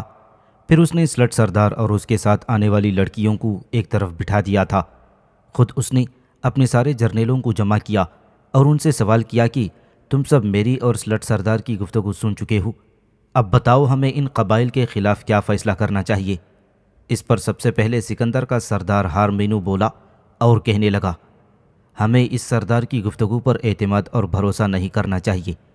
آپ جانتے ہیں کہ آپ کا باپ فلیقوس ہمیشہ مصلحتوں اور چالوں سے کام لینے کا عادی تھا، اور یہ بھی بتا دوں کہ آپ کا باپ ایک سپہ سالار کی حیثیت سے خاص مقصد کے حصول کے لیے اپنے لشکروں کو غیر معمولی اطمینان سے نقل و حرکت میں رکھتا تھا۔ وہ زیادہ سے زیادہ کوششیں کرتا تھا کہ اپنے لشکریوں کو محفوظ رکھے اور ان کے لیے زیادہ فوائد حاصل کرنے کی کوشش کرے۔ اس موقع پر میں آپ کو یہ مشورہ دوں گا کہ ہمیں کلیتاً سلٹ سرداروں کی باتوں پر اعتماد نہیں کرنا چاہیے، بلکہ اپنی طرف سے کوئی فیصلہ کرتے ہوئے اس معاملے کو نمٹانا چاہیے، اور اس شہر سے ہمیں کم از کم اپنے لشکر کے لیے کچھ فوائد ضرور حاصل کرنے چاہیے۔ ہارمینو جب خاموش ہوا تو سکندر کا ایک چشم جرنیل اینٹیگونس بولا اور سکندر اور اپنے ساتھی جرنیلوں کو مخاطب کرتے ہوئے کہنے لگا، ہمیں کسی بھی صورت سلٹ سردار کی باتوں پر اعتبار کرتے ہوئے باغیوں کو معاف کرتے ہوئے انہیں ان کے حال پر نہیں چھوڑ دینا چاہیے۔ فلیقوس دشمن کے ساتھ جنگ کے موقع پر ہمیشہ یہ کوششیں کیا کرتا تھا کہ ہر حربے سے کام لیتے ہوئے دشمن پر خوف و ہراس طاری کر دے۔ وہ اکثر کسی سیاسی کارکن کو رشوت دیتا یا چاپلوسی سے کام لے کر معاہدہ صلح کے لیے گفتگو شروع کروا دیتا اور اس طرح اچانک دشمن کے قتل عام کے لیے وار کر لیتا۔ وہ اکثر کہا کرتا تھا کہ چند آدمیوں کو اپنے قابو میں لاؤ اور ان کی انتڑیاں نکال کر رکھ دو، ہزاروں لوگ تمہاری وحشت اور خون خواری کو دیکھتے ہوئے مویشیوں کے گلوں کی طرح تمہارے سامنے بھاگنے لگیں گے۔ جب وہ بھاگنا شروع کریں تو انہیں خوب قتل کرو اور اپنے لشکر کے لیے خوب فوائد حاصل کرو۔ یہاں تک کہنے کے بعد ایک چشم جرنیل اینٹیگونیس تھوڑی دیر کے لیے رکا اور دوبارہ سکندر کی طرف دیکھتے ہوئے کہنے لگا، یہ وہ الفاظ ہیں جو آپ کا باپ فلیقوس اکثر اپنے جرنیلوں کو مخاطب کر کے دہرایا کرتا تھا۔ ان باغی قبائل اور ان کے شہریوں سے نمٹنے کے لیے میری ذاتی رائے یہ ہے کہ ہمیں کسی بھی صورت معاف نہیں کرنا چاہیے کہ ان کے ساتھ جنگ کی ابتدا ہو جائے اور ہم اپنے لشکر کے ساتھ ان کے شہر کی لکڑی کی فصیلوں کو توڑ کر اندر داخل ہوں اور ان کا خوب قتل عام کریں اور ان کے گھروں اور ان کے خزانوں کو لوٹ کر اپنے لشکر اور اپنی قوم کے لیے فوائد حاصل کریں۔ اے بادشاہ، ہمیں بڑی لاپرواہی اور سختی کے ساتھ ان باغی قبائل کے سردار کے ساتھ گفتگو کرنی چاہیے۔ ہمیں یہ کوشش کرنی چاہیے کہ اپنی گفتگو کے ذریعے خوف کا ایک شعلہ ان باغی قبائل پر پھینک دیں، اور جب یہ خون سے بھری گفتگو آگ کا ایک شعلہ بن کر باغیوں کے دلوں میں بھڑک اٹھے گی تو پھر یہ آگ اپنا اصل کام دکھائے گی۔ لڑائی ہمیشہ فیصلہ کن صورت اس وقت ہی اختیار کر سکتی ہے جب دشمن پر حملہ آور ہو کر ان کے اکثر جنگجو ساتھیوں کا قتل عام کر کے ان کا خاتمہ کر دیا جائے، تاکہ ایسا کرنے سے ان پر خوف طاری ہو اور آنے والے دنوں میں وہ اپنے حکمرانوں کے خلاف کوئی باغیانہ عمل دہرانے کی کوشش نہ کرے۔ اپنے ان دونوں جرنیلوں کا مشورہ سننے کے بعد سکندر تھوڑی دیر تک اپنی گردن جھکا کر کچھ سوچتا رہا، پھر آہستہ آہستہ اس نے اپنا سر اوپر اٹھایا، بڑے غور اور گہری نگاہوں سے اس نے اپنے پہلو میں بیٹھے ہوئے یوناف کی طرف دیکھا، پھر اس سے پوچھا، سنو میرے دوست، تمہارا اس معاملے میں کیا خیال ہے؟ اس پر یوناف بولا اور کہنے لگا، اے فلیقوس کے بیٹے، میں تمہارے دونوں جرنیلوں کی گفتگو سن چکا ہوں، لیکن میں ان کے مشورے اور ان کی تدبیر سے اتفاق نہیں کرتا۔ اگر ان دونوں کی قتل و غارت پر مبنی اس تجویز پر عمل کیا جائے تو وقتی طور پر ہم ان قبائل کو زیر و مغلوب کر سکتے ہیں، لیکن جو سختی اور جو قتل عام ہم ان کا کریں گے، اس کی بنا پر ان کے دلوں میں ہمارے خلاف ایک کرودھ اور ایک انتقامی جذبہ ضرور پیدا ہوگا، جو اندر ہی اندر پرورش پاتے ہوئے طوفان اور زلزلے کی صورت اختیار کرتا چلا جائے گا۔ پھر ایک ایسا وقت بھی آئے گا کہ یہ لوگ زیر زمین اپنی تیاریاں کرتے ہوئے اپنے آپ کو اس قابل بنا لیں گے کہ مقدونیہ والوں سے اپنے قتل عام کا انتقام لیں گے۔ اس روز پھر یہ ایسی بغاوت کھڑی کریں گے جس کے شعلے بجھانے سے بھی نہ بجھیں گے۔ لہٰذا اس موقع پر میں مخلصانہ مشورہ دوں گا کہ ان قبائل کے شہر اور ان کے سارے افراد کو معاف کرتے ہوئے انہیں ان کے حال پر چھوڑ دیا جائے۔ اگر انہیں معاف کیا جاتا ہے تو اس فراغ دلی کا ان پر خاطر خواہ اثر ہوگا، ان کے دل مقدونیہ والوں کی طرف سے صاف ہو جائیں گے اور انہیں یہ اپنا ہمدرد اور اپنا مہربان خیال کرنے لگیں گے، اور آنے والے دور میں کبھی بھی یہ لوگ مقدونیہ کے خلاف بغاوت یا سرکشی اٹھانے کی کوشش نہیں کریں گے۔ اس کے علاوہ اے فلیقوس کے بیٹے، کسی کو کسی کی غلطی پر معاف کرنا اور کسی کی کوتاہی پر درگزر کرنا انسان کی سب سے بڑی اور پسندیدہ صنعت ہے۔ گو اخلاق کی یہ سب سے بڑی، بھاری اور دشوار ترین صنعت لوگوں کو گراں گزرتی ہے، لیکن یہ عفو و درگزر، ضبط نفس و تحمل اور برداشت کی عادت انسان کو انسان بنانے کے علاوہ خود انسانیت کے اندر محبت اور خلوص کا باعث بنتی ہے۔ فلیقوس کے بیٹے، جس وقت انسان غصے اور غضبناکی کی حالت میں ہوتا ہے، اس وقت گویا اس پر شیطان مسلط ہوتا ہے، اور جو شخص غصے اور غضبناکی پر قابو پاتے ہوئے درگزر اور ضبط نفس سے کام لیتا ہے، وہ گویا شیطان پر قابو پانے میں کامیاب ہو جاتا ہے، اور یہ بات انسان کے لیے ایک بہت بڑا کمال ہے۔ اے فلیقوس کے بیٹے، لطف اس بات کا نہیں کہ غصہ آئے ہی نہ، بلکہ کمال اس بات کا ہے کہ آئے ہوئے غصے اور غضبناکی کو ضبط کر کے تحمل اور برداشت کا مظاہرہ کیا جائے۔ لہٰذا اس موقع پر میں آپ کو یہی مشورہ دوں گا کہ ان قبائل کے ساتھ کسی بھی انتقامی کارروائی سے گریز کیا جائے، بلکہ انہیں معاف کر دیا جائے، تاکہ آنے والے دنوں میں یہ مقدونیہ والوں کے لیے ایک مضبوط بازو اور پرقوت پہلو ثابت ہوں۔ یوناف کی ساری گفتگو سن کر سکندر تھوڑی دیر تک ہلکے ہلکے مسکراتا رہا، پھر اس نے اپنے جرنیلوں کو مخاطب کرتے ہوئے اور اپنا آخری فیصلہ دیتے ہوئے کہا، سنو میرے ساتھیوں، جو باتیں تم سب نے مجھ سے کہی ہیں وہ میں نے بڑے غور اور انہماک کے ساتھ سنی ہیں، لیکن یوناف کے علاوہ کسی کی گفتگو، کسی کی تدبیر، کسی کا مشورہ مجھے متاثر نہیں کر سکتا۔ اس کی باتوں میں وزن اور جان ہے، لہٰذا میں ان باغی قبائل کو معاف کرنے کا اعلان کرتا ہوں تاکہ آنے والے دنوں میں یہ ہمارے معاف کرنے کے اس احسان کو یاد رکھیں اور ہمارے خلاف بغاوت کھڑی کرنے سے باز رہیں۔ پھر سکندر اپنی جگہ سے اٹھ کھڑا ہوا۔ وہ اس جگہ آیا جہاں سلٹ قبائل کا سردار ان لڑکیوں کے ساتھ بیٹھا ہوا تھا جنہیں تحائف کے ساتھ وہ اپنے ہمراہ لایا تھا۔ سکندر نے ان کے تحائف قبول کر لیے اور سلٹ سردار کو مخاطب کر کے ان سے کہا کہ تم واپس چلے جاؤ اور اپنے قبائل میں جا کر یہ اعلان کرو کہ ہم ان کی ماضی کی غلطیوں اور کوتاہیوں کو معاف کرتے ہیں، ان کے خلاف کسی قسم کی انتقامی کارروائی کرنے سے باز رہتے ہیں۔ اس کے ساتھ ہی وہ ہمارے ساتھ وعدہ کریں کہ آئندہ وہ کبھی ہمارے خلاف سرکشی کرنے کی کوشش نہیں کریں گے، اور اگر انہوں نے ایسا کیا تو پھر وہ ہمارے انتقامی جذبے سے بچ نہ سکیں گے۔ سکندر کی یہ گفتگو سن کر سلٹ سردار بے حد خوش ہوا اور اپنی گردن کو جھکاتے ہوئے وہ کہنے لگا، اے مقدونیہ کے بادشاہ، آپ بے فکر اور مطمئن رہیں، جو کچھ ہوا ہو چکا۔ آج کے بعد یہ قبائل ہمیشہ کے لیے آپ کے فرما بردار اور مطمئن بن کر رہیں گے، اور جہاں کہیں بھی آپ کو ان کی ضرورت محسوس ہوئی، یہ آپ کی بہتری اور آپ کی عزت اور آپ کی سرفرازی کے لیے اپنی جانیں تک نچھاور کر دیں گے۔ اس کے بعد سکندر اس سردار سے گلے لگا کر ملا تھا۔ وہ سلٹ سردار اپنے لیے معافی کا اعلان حاصل کرتا ہوا واپس اپنے شہر کی طرف چلا گیا تھا۔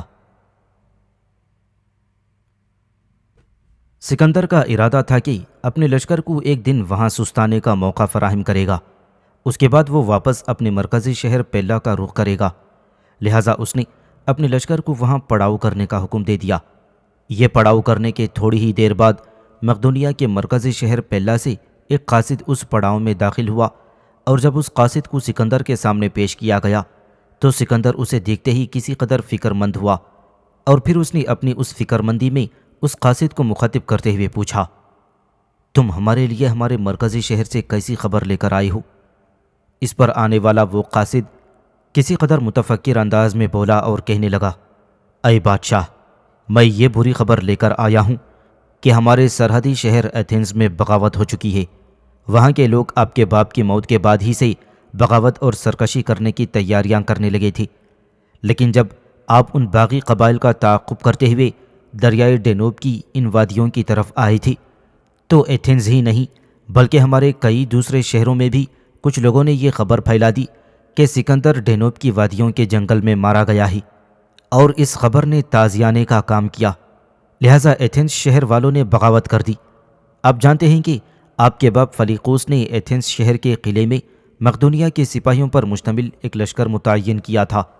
اہل ایتھنز نے اس لشکر کا محاصرہ کر رکھا ہے اور یہ چاہتے ہیں کہ اس لشکر کو قتل کر کے ایتھنز شہر کی آزادی کا اعلان کریں۔ میں یہاں یہ بھی کہتا چلوں کہ ایتھنز شہر کے لوگ مکمل طور پر ہمارے خلاف حرکت میں آ چکے ہیں۔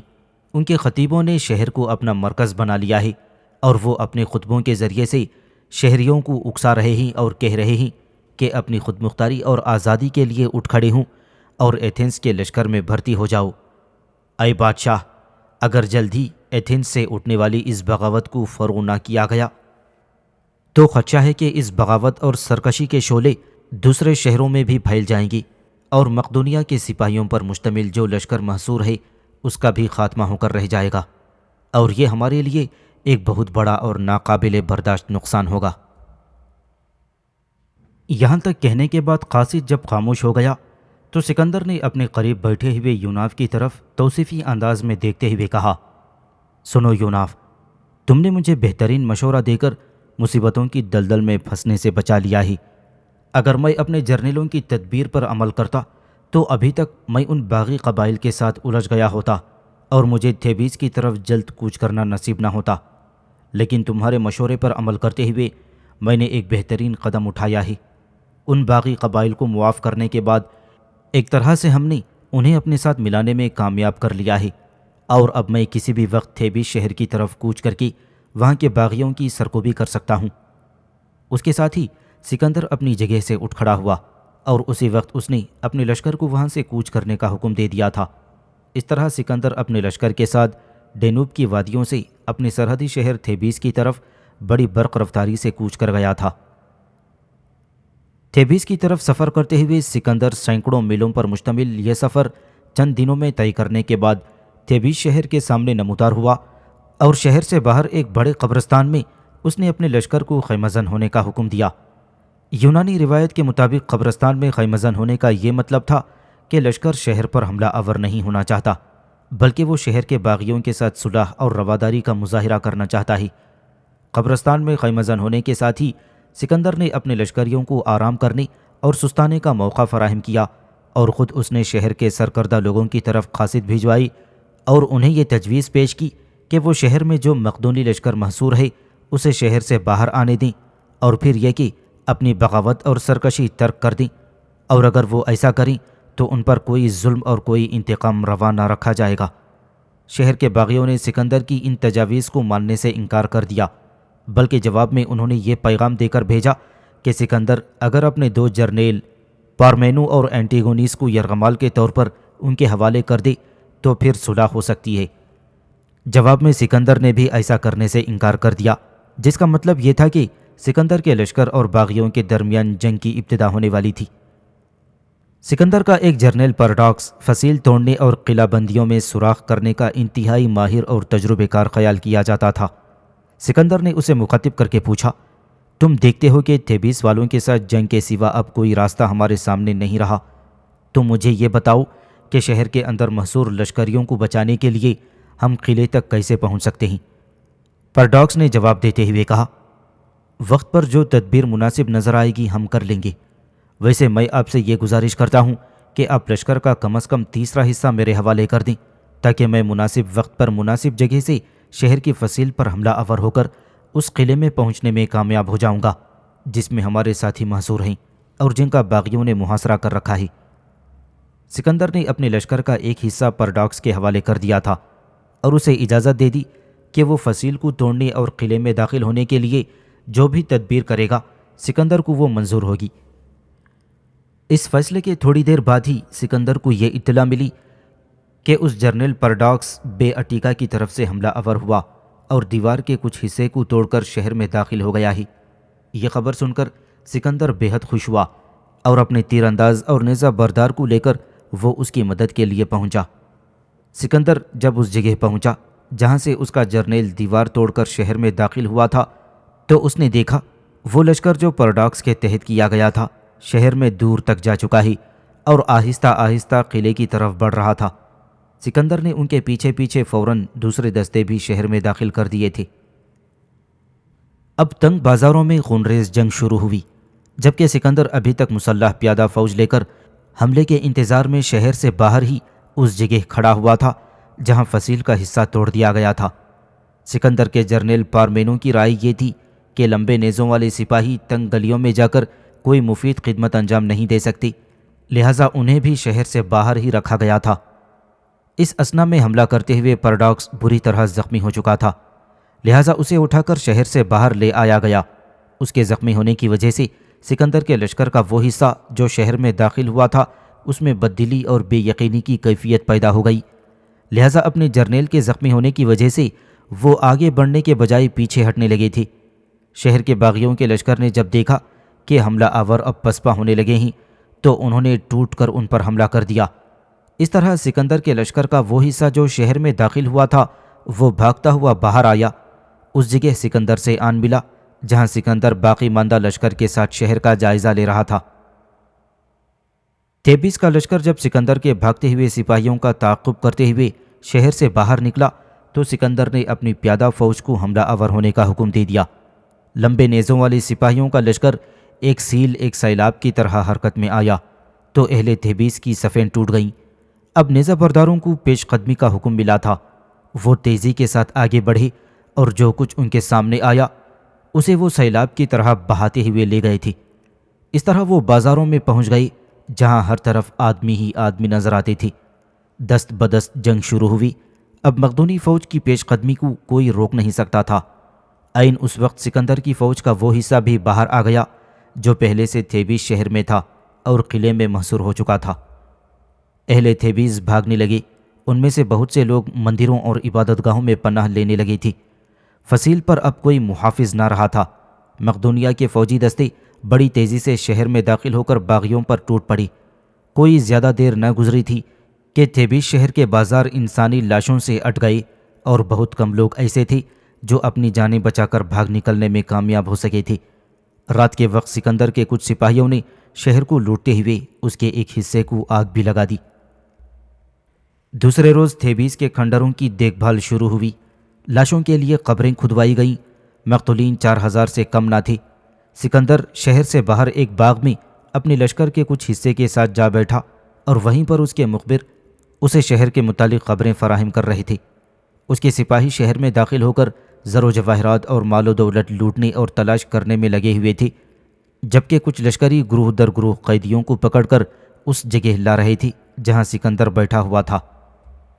قیدیوں کو پکڑ پکڑ کر سکندر کے سامنے اس لیے لایا جا رہا تھا تاکہ ان سے متعلق سکندر کوئی آخری حکم دے دے۔ باری باری ان قیدیوں کو سکندر کے سامنے لایا گیا اور سکندر اس کے لیے سزا تجویز کرتا رہا۔ پھر ایک عورت کو اس کے سامنے پیش کیا گیا جس نے سکندر کے لشکر کے ایک چھوٹے سالار کو قتل کر دیا تھا۔ یہ عورت بڑا اچھا لباس پہنے ہوئے تھی اور بے حد خوبصورت اور نفیس دکھائی دے رہی تھی۔ اس کے ساتھ اس کے 2 بچے بھی تھے۔ سارے قیدیوں میں عورت سب سے زیادہ مطمئن اور بے فکر دکھائی دیتی تھی۔ اس عورت کو مخاطب کرتے ہوئے سکندر نے کہا، تم پر یہ الزام ہے کہ تم نے میرے لشکر کے ایک افسر کو قتل کر دیا ہے۔ جواباً اس عورت نے عجیب سے انداز میں بے تکلفانہ جرم قبول کر لیا اور بتایا کہ سکندر کی فوج کا افسر اس کے گھر میں گھس آیا تھا۔ اس نے اس کی بے حرمتی کی اور پھر وہ اس تلاش میں لگ گیا تھا کہ کہیں اس نے دولت و جواہرات تو نہیں چھپا رکھی۔ اس عورت نے کہا کہ میں نے اس افسر کو بتایا کہ جواہرات میری حویلی کے باہر کے کنویں میں محفوظ ہیں۔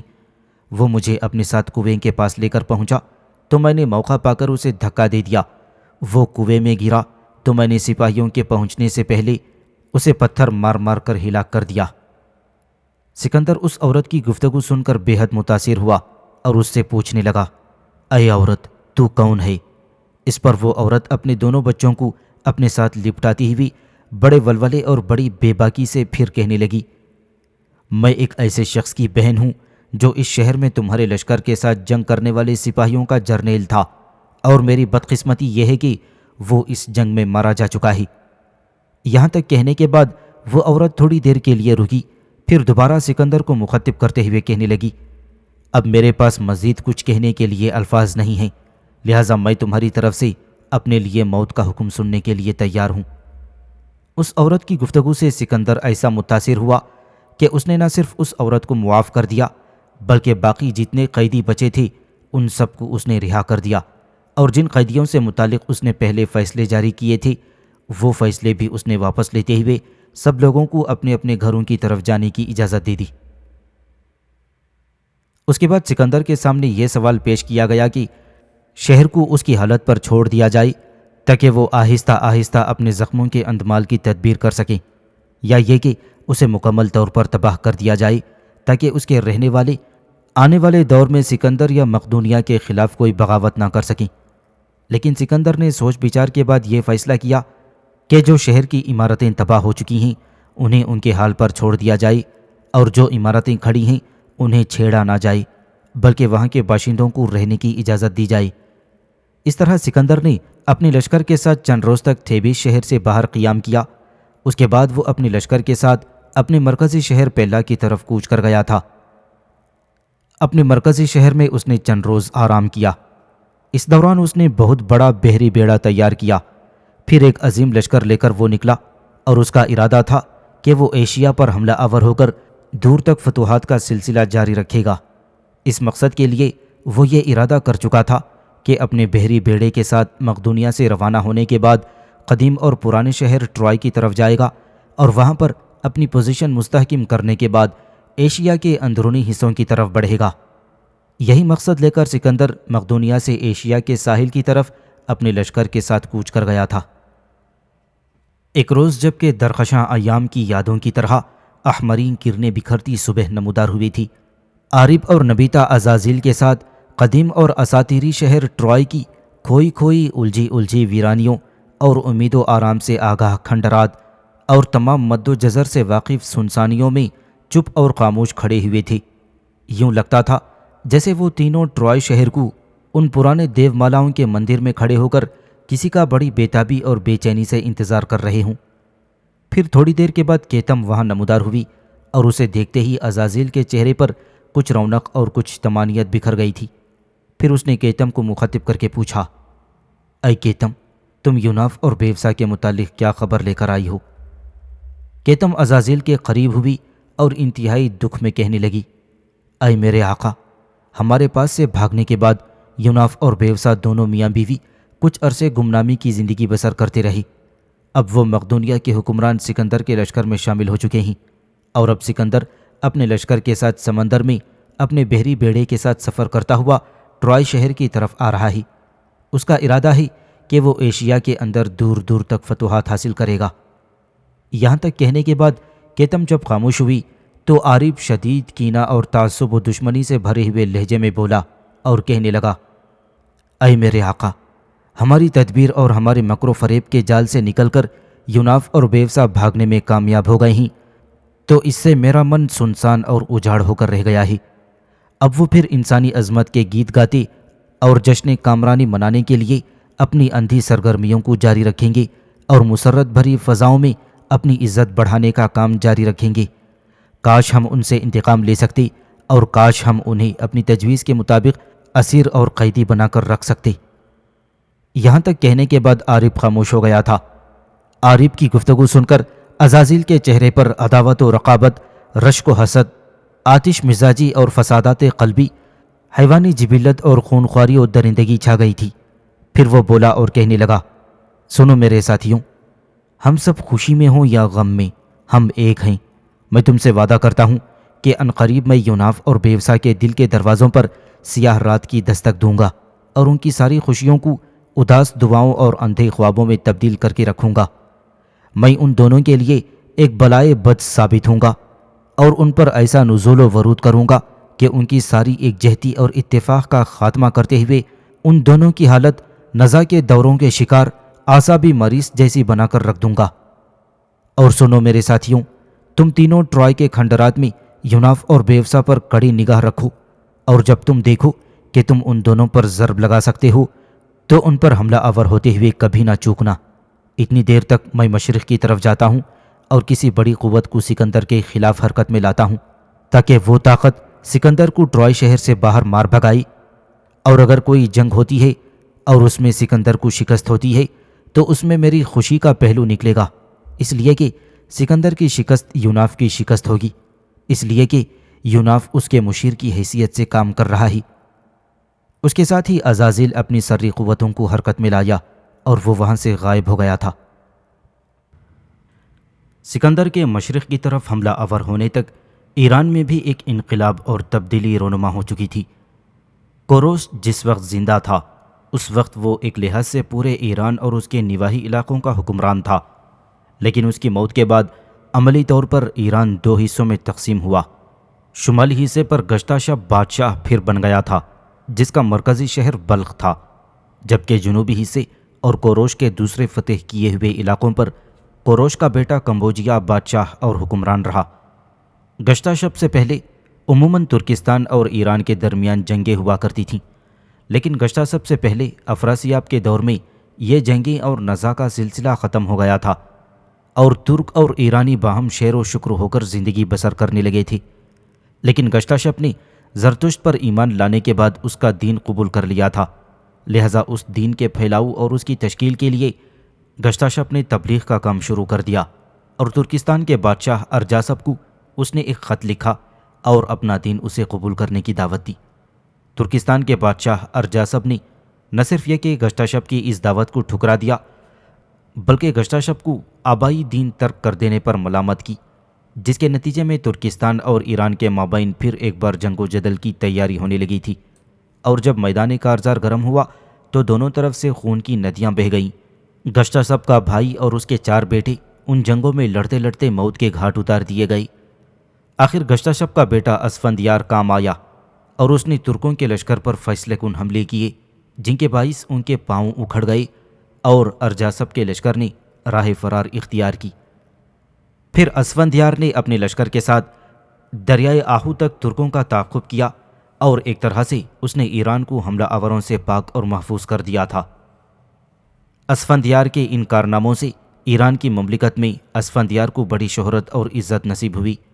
گشتہ سب کا ایک خاص معتمد تھا جس کا نام کرزم تھا، اور یہ اسفندیار سے سخت بغض اور دشمنی رکھتا تھا۔ ترکوں کے ساتھ جنگوں میں جب اسفندیار کی عزت و حرمت اور شہرت میں اضافہ ہونے لگا تھا تو ساتھ ہی ساتھ کرزم کے رشک و حسد اور دشمنی اور اناد میں بھی اضافہ ہوتا چلا گیا، اور اس نے اسفندیار کے خلاف گشتہ شب کے کان بھرنے شروع کر دیے، اور گشتہ سب سے یہ کہنے لگا کہ اسفندیار حکمرانی کا دعویٰ کرتا ہے کہ ایران کی فتح صرف اسی کی وجہ سے ہوئی ہے، اور اب وہ بادشاہ بننے کے خواب دیکھ رہا ہے اور چاہتا ہے کہ اپنے باپ کو قتل کر کے خود حکومت کی باغ ڈور سنبھال لے۔ گشتہ سب اس کرزم کے فریب میں آ گیا اور چاہا کہ اسفندیار کو اسیر کر کے اسے زندان میں ڈال دے۔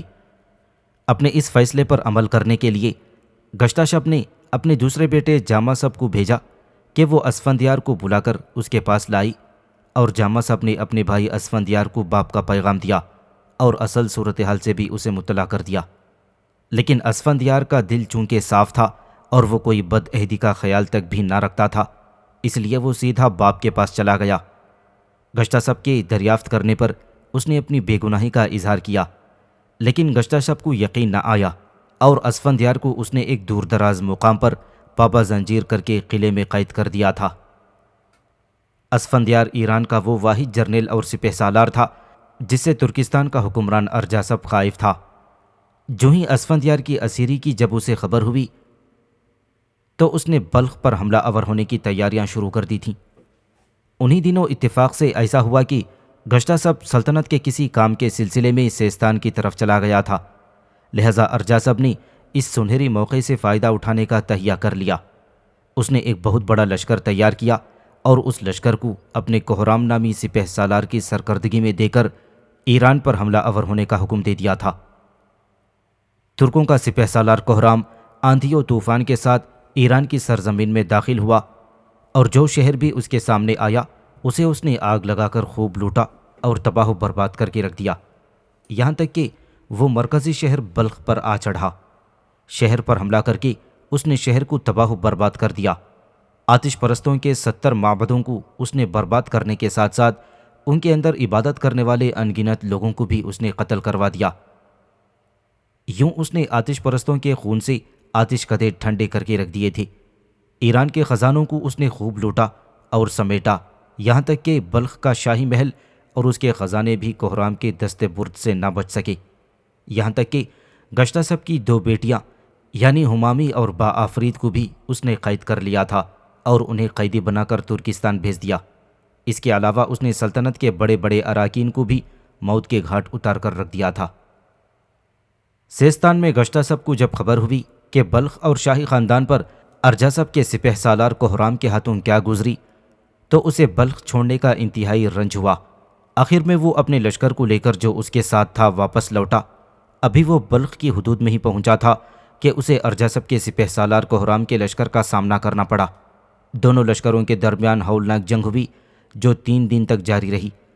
میدان جنگ میں کشتوں کے پشتے اور لاشوں کے ڈھیر لگ گئے تھے۔ بڑے بڑے ایرانی پہلوان اور سورما میدان جنگ میں کام آ گئے تھے۔ گشتہ شب کا معتمد خاص کرزم جو اسفندیار کی قید کا موجب بنا تھا وہ بھی اس جنگ میں کام آیا، اور اس کی لاش بھی خاک و خون میں لتھڑی ہوئی ملی تھی۔ اس جنگ میں گشتہ شب کو بدترین شکست ہوئی اور وہ اپنے بچے کچے لشکر کو لے کر ایک کوہستانی سلسلے میں جا کر پناہ گزین ہو گیا تھا۔ ان حالات میں گشتہ شب کو اپنا بیٹا اسفندیار یاد آیا اور اس کے ساتھ نامناسب سلوک کرنے پر ندامت ہوئی۔ اس نے یہ سوچ کر کہ اسفندیار کی قیادت ہی اس نازک دور میں ایران کو بچا سکتی ہے، لہذا مناسب سمجھا کہ وہ اپنے بیٹے جامہ سب کو اسے آزاد کرنے کے لیے بھیجے۔ چنانچہ اس نے اپنے دوسرے بیٹے جامہ سب کو روانہ کیا۔ اس کے بھائی اسفندیار کو زندان سے نکال کر عزت و احترام کے ساتھ اس کے پاس لے کر آئی۔ رہائی کے بعد اسفندیار سیدھا اپنے باپ کی خدمت میں حاضر ہوا۔ باپ نے افسوس کا اظہار کیا اور کہا کہ اگر ہو سکے تو اس غمناک واقعے کو بھلا دو، اب میں ایران کا تخت و تاج تمہارے حوالے کرتا ہوں، تم ہی اب ایران کو بچانے کے لیے میدان میں اتر سکتے ہو۔ اسفندیار نے باپ کے سامنے سر اطاعت خم کر دیا۔ اس نے ایران کے بڑے بڑے نامور جرنیلوں اور سرداروں کو ملک کی عزت بچانے کے لیے بلوایا اور ایک تازہ دم لشکر منظم کر کے ارجاسب سے جنگ کرنے کی تیاریاں مکمل کر لیں۔ ترکستان کے بادشاہ ارجاسب نے جب اسفندیار کی آزادی کا حال سنا تو سخت مضطرب اور پریشان ہوا اور یہ سمجھا کہ وہ اسفندیار کے تازہ دم لشکر کے مقابلے کی تاب نہ لا سکے گا، لہذا مناسب سمجھا کہ اسے اپنے لشکر کو ترکستان سے واپس بلا لینا چاہیے اور اپنی فاتحانہ شان کو برقرار رکھنا چاہیے۔ لیکن ایک بہادر ترک گرگسار نے، جو بھیڑیے سے مشابہ ہونے کی وجہ سے اس لقب سے مشہور تھا، اسفندیار سے تنے تنہا جنگ کرنے کی پیشکش کی، جس سے ارجاسب کا حوصلہ بڑھا اور اس نے جنگوں کا سلسلہ جاری رکھنے کا حکم دے دیا۔ آخر ارجاسب اور اسفندیار کے لشکروں کا آمنا سامنا ہوا۔ قیامت کا دن اور ماری کا ایک کارزار گرم ہوا۔ دونوں طرف سے بہادر کٹ کٹ کر مرنے لگے۔ ترکستان کا پہلوان گرگسار موقع پا کر اسفندیار کی طرف بڑھا اور پورے زور سے اسے تیر مارا۔ تیر اسفندیار کی زرہ میں پیوست ہو کر رہ گیا۔ اسفندیار نے یہ ظاہر کرنے کے لیے کہ زخم کاری لگا ہی، وہ گھوڑے سے نیچے اتر گیا۔ گرگسار یہ سمجھا کہ اس کا تیر کارگر ثابت ہوا ہی، لہٰذا وہ اپنا نیزہ تھام کر لپکا تاکہ اسفندیار پر حملہ آور ہو اور اس کا کام تمام کر کے رکھ دے۔ دوسری طرف اسفندیار بھی چوکس اور مستعد تھا۔ جو ہی گرگسار اس کے نزدیک گیا، اس نے اپنی کمند اس پر پھینکی اور اسے گرفتار کر لیا گیا۔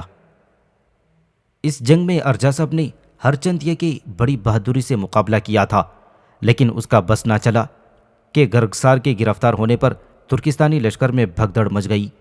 یوں ارجاسب کو اسفندیار کے مقابلے میں شکست ہوئی اور ارجاسب اپنے بچے کچے لشکر کو لے کر ترکستان کی طرف بھاگ گیا۔ یوں یہ جنگ ختم ہوئی۔ اسفندیار فتح یاب ہوا۔ ایران کو اس نے ترکستانوں کے چنگل سے چھڑا لیا اور فتح کے شادیانے بجوائی۔ اس کے بعد اسفندیار نے گرگسار کو اپنے سامنے پیش کیا تاکہ اس کی سزا تجویز کرے۔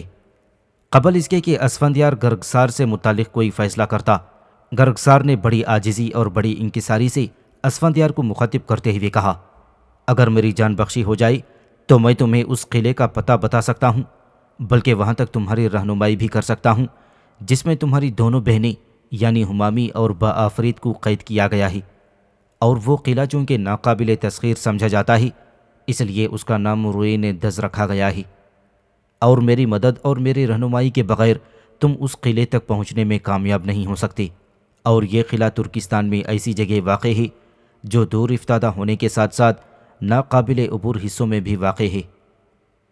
اسفندیار نے گرگسار کی اس پیشکش کو قبول کر لیا تھا تاکہ وہ اسے اس کی آئندہ مہموں میں اس کی رہنمائی کر سکے۔ اب اسفندیار نے یہ ارادہ کیا کہ اپنی دونوں بہنوں کو جو ترکستان کے قلعے میں قید ہیں ہر حالت میں رہائی دلا کر بلخ میں واپس لایا جائے۔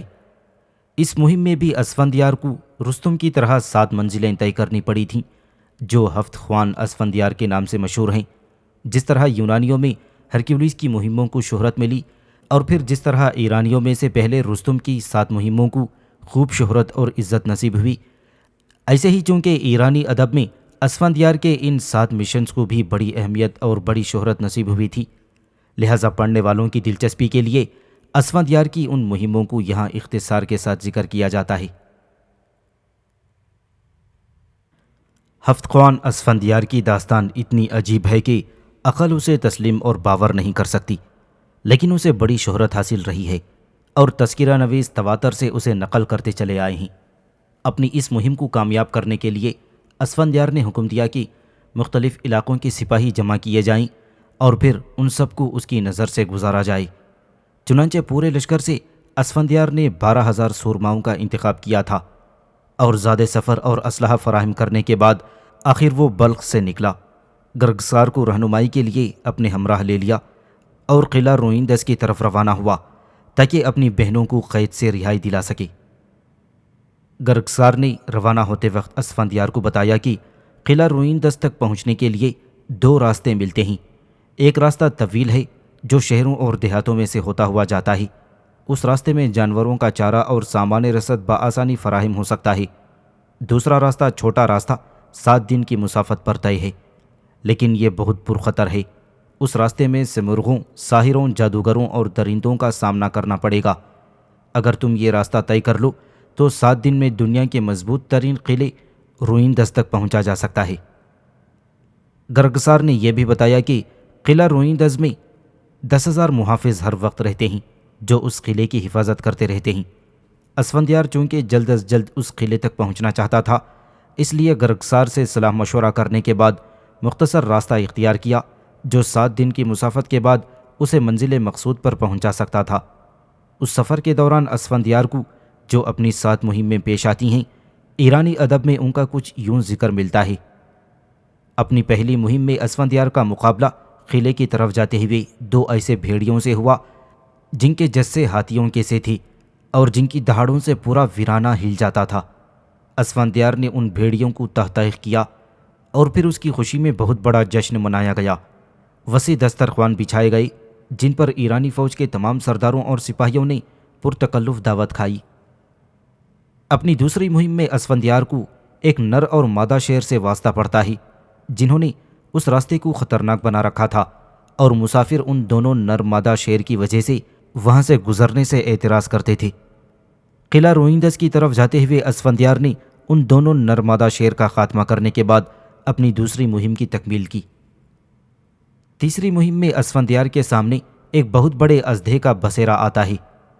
ایرانی ادب میں لکھا ہے کہ یہ اژدھا اس قدر ہولناک تھا کہ اس کی پھونکار سے ہر چیز بھسم ہو جایا کرتی تھی۔ اسفندیار نے اس اژدھے کو بھی بے بس کر کے رکھ دیا اور یوں اس نے اپنی تیسری مہم بھی خوش اسلوبی سے طے کر لی تھی۔ اپنی چوتھی مہم میں اسفندیار کا واسطہ ایک پرفن ساحرہ سے پڑتا ہے۔ اسفندیار اپنے لشکر کے ساتھ باد سرسر کی طرح اپنی منزل کی طرف بڑھتا چلا جا رہا تھا، یہاں تک کہ راستے میں اسے ایک خوبصورت مرغزار دکھائی دیا جہاں حد نگاہ تک فرش مخمل کی طرح سبزہ بچھا تھا، رنگ برنگ پھول کھلے تھے اور پاس ہی ایک دریا تھا۔ دریا کے کنارے پر خوبصورت درخت اس طرح اگے تھے جیسے سبز پریان دامن سمیٹے کھڑی ہوں۔ اسفندیار گھاس پر بیٹھ گیا جو ہوا کے جھونکوں کے چھونے سے نیلگوں حریر کی مانند ہو گیا تھا۔ گھوڑا اس نے درخت کے نیچے باندھ دیا۔ لشکر دریا کے کنارے خیمے لگانے لگا تھا۔ اسفندیار کے سستانے کے لیے فرش بچھا دیا گیا جس پر جام اور کھانے کا سامان چن دیا گیا تھا۔ منزل کی دل فریب فضا سے اسفندیار کچھ اتنا متاثر ہوا کہ تنبورہ ہاتھ میں لے کر ہلکے ہلکے تاروں کو چھیڑنے لگا اور دھیمی سروں میں گانے لگا جس کا مفہوم کچھ یوں بنتا ہے: میں کب تک کوہ بیابان میں سرگرداں پھروں گا اور کب تک منزل مقصود میں آوارہ دیار رہوں گا، کہاں تک جنگ و جدل کروں گا اور کب تک رنج و دکھ برداشت کرتا رہوں گا۔ وہ پری جمال دلدار کے چہرے کہاں ہیں جس کی کشش مجھے یہاں تک لے آئی ہے؟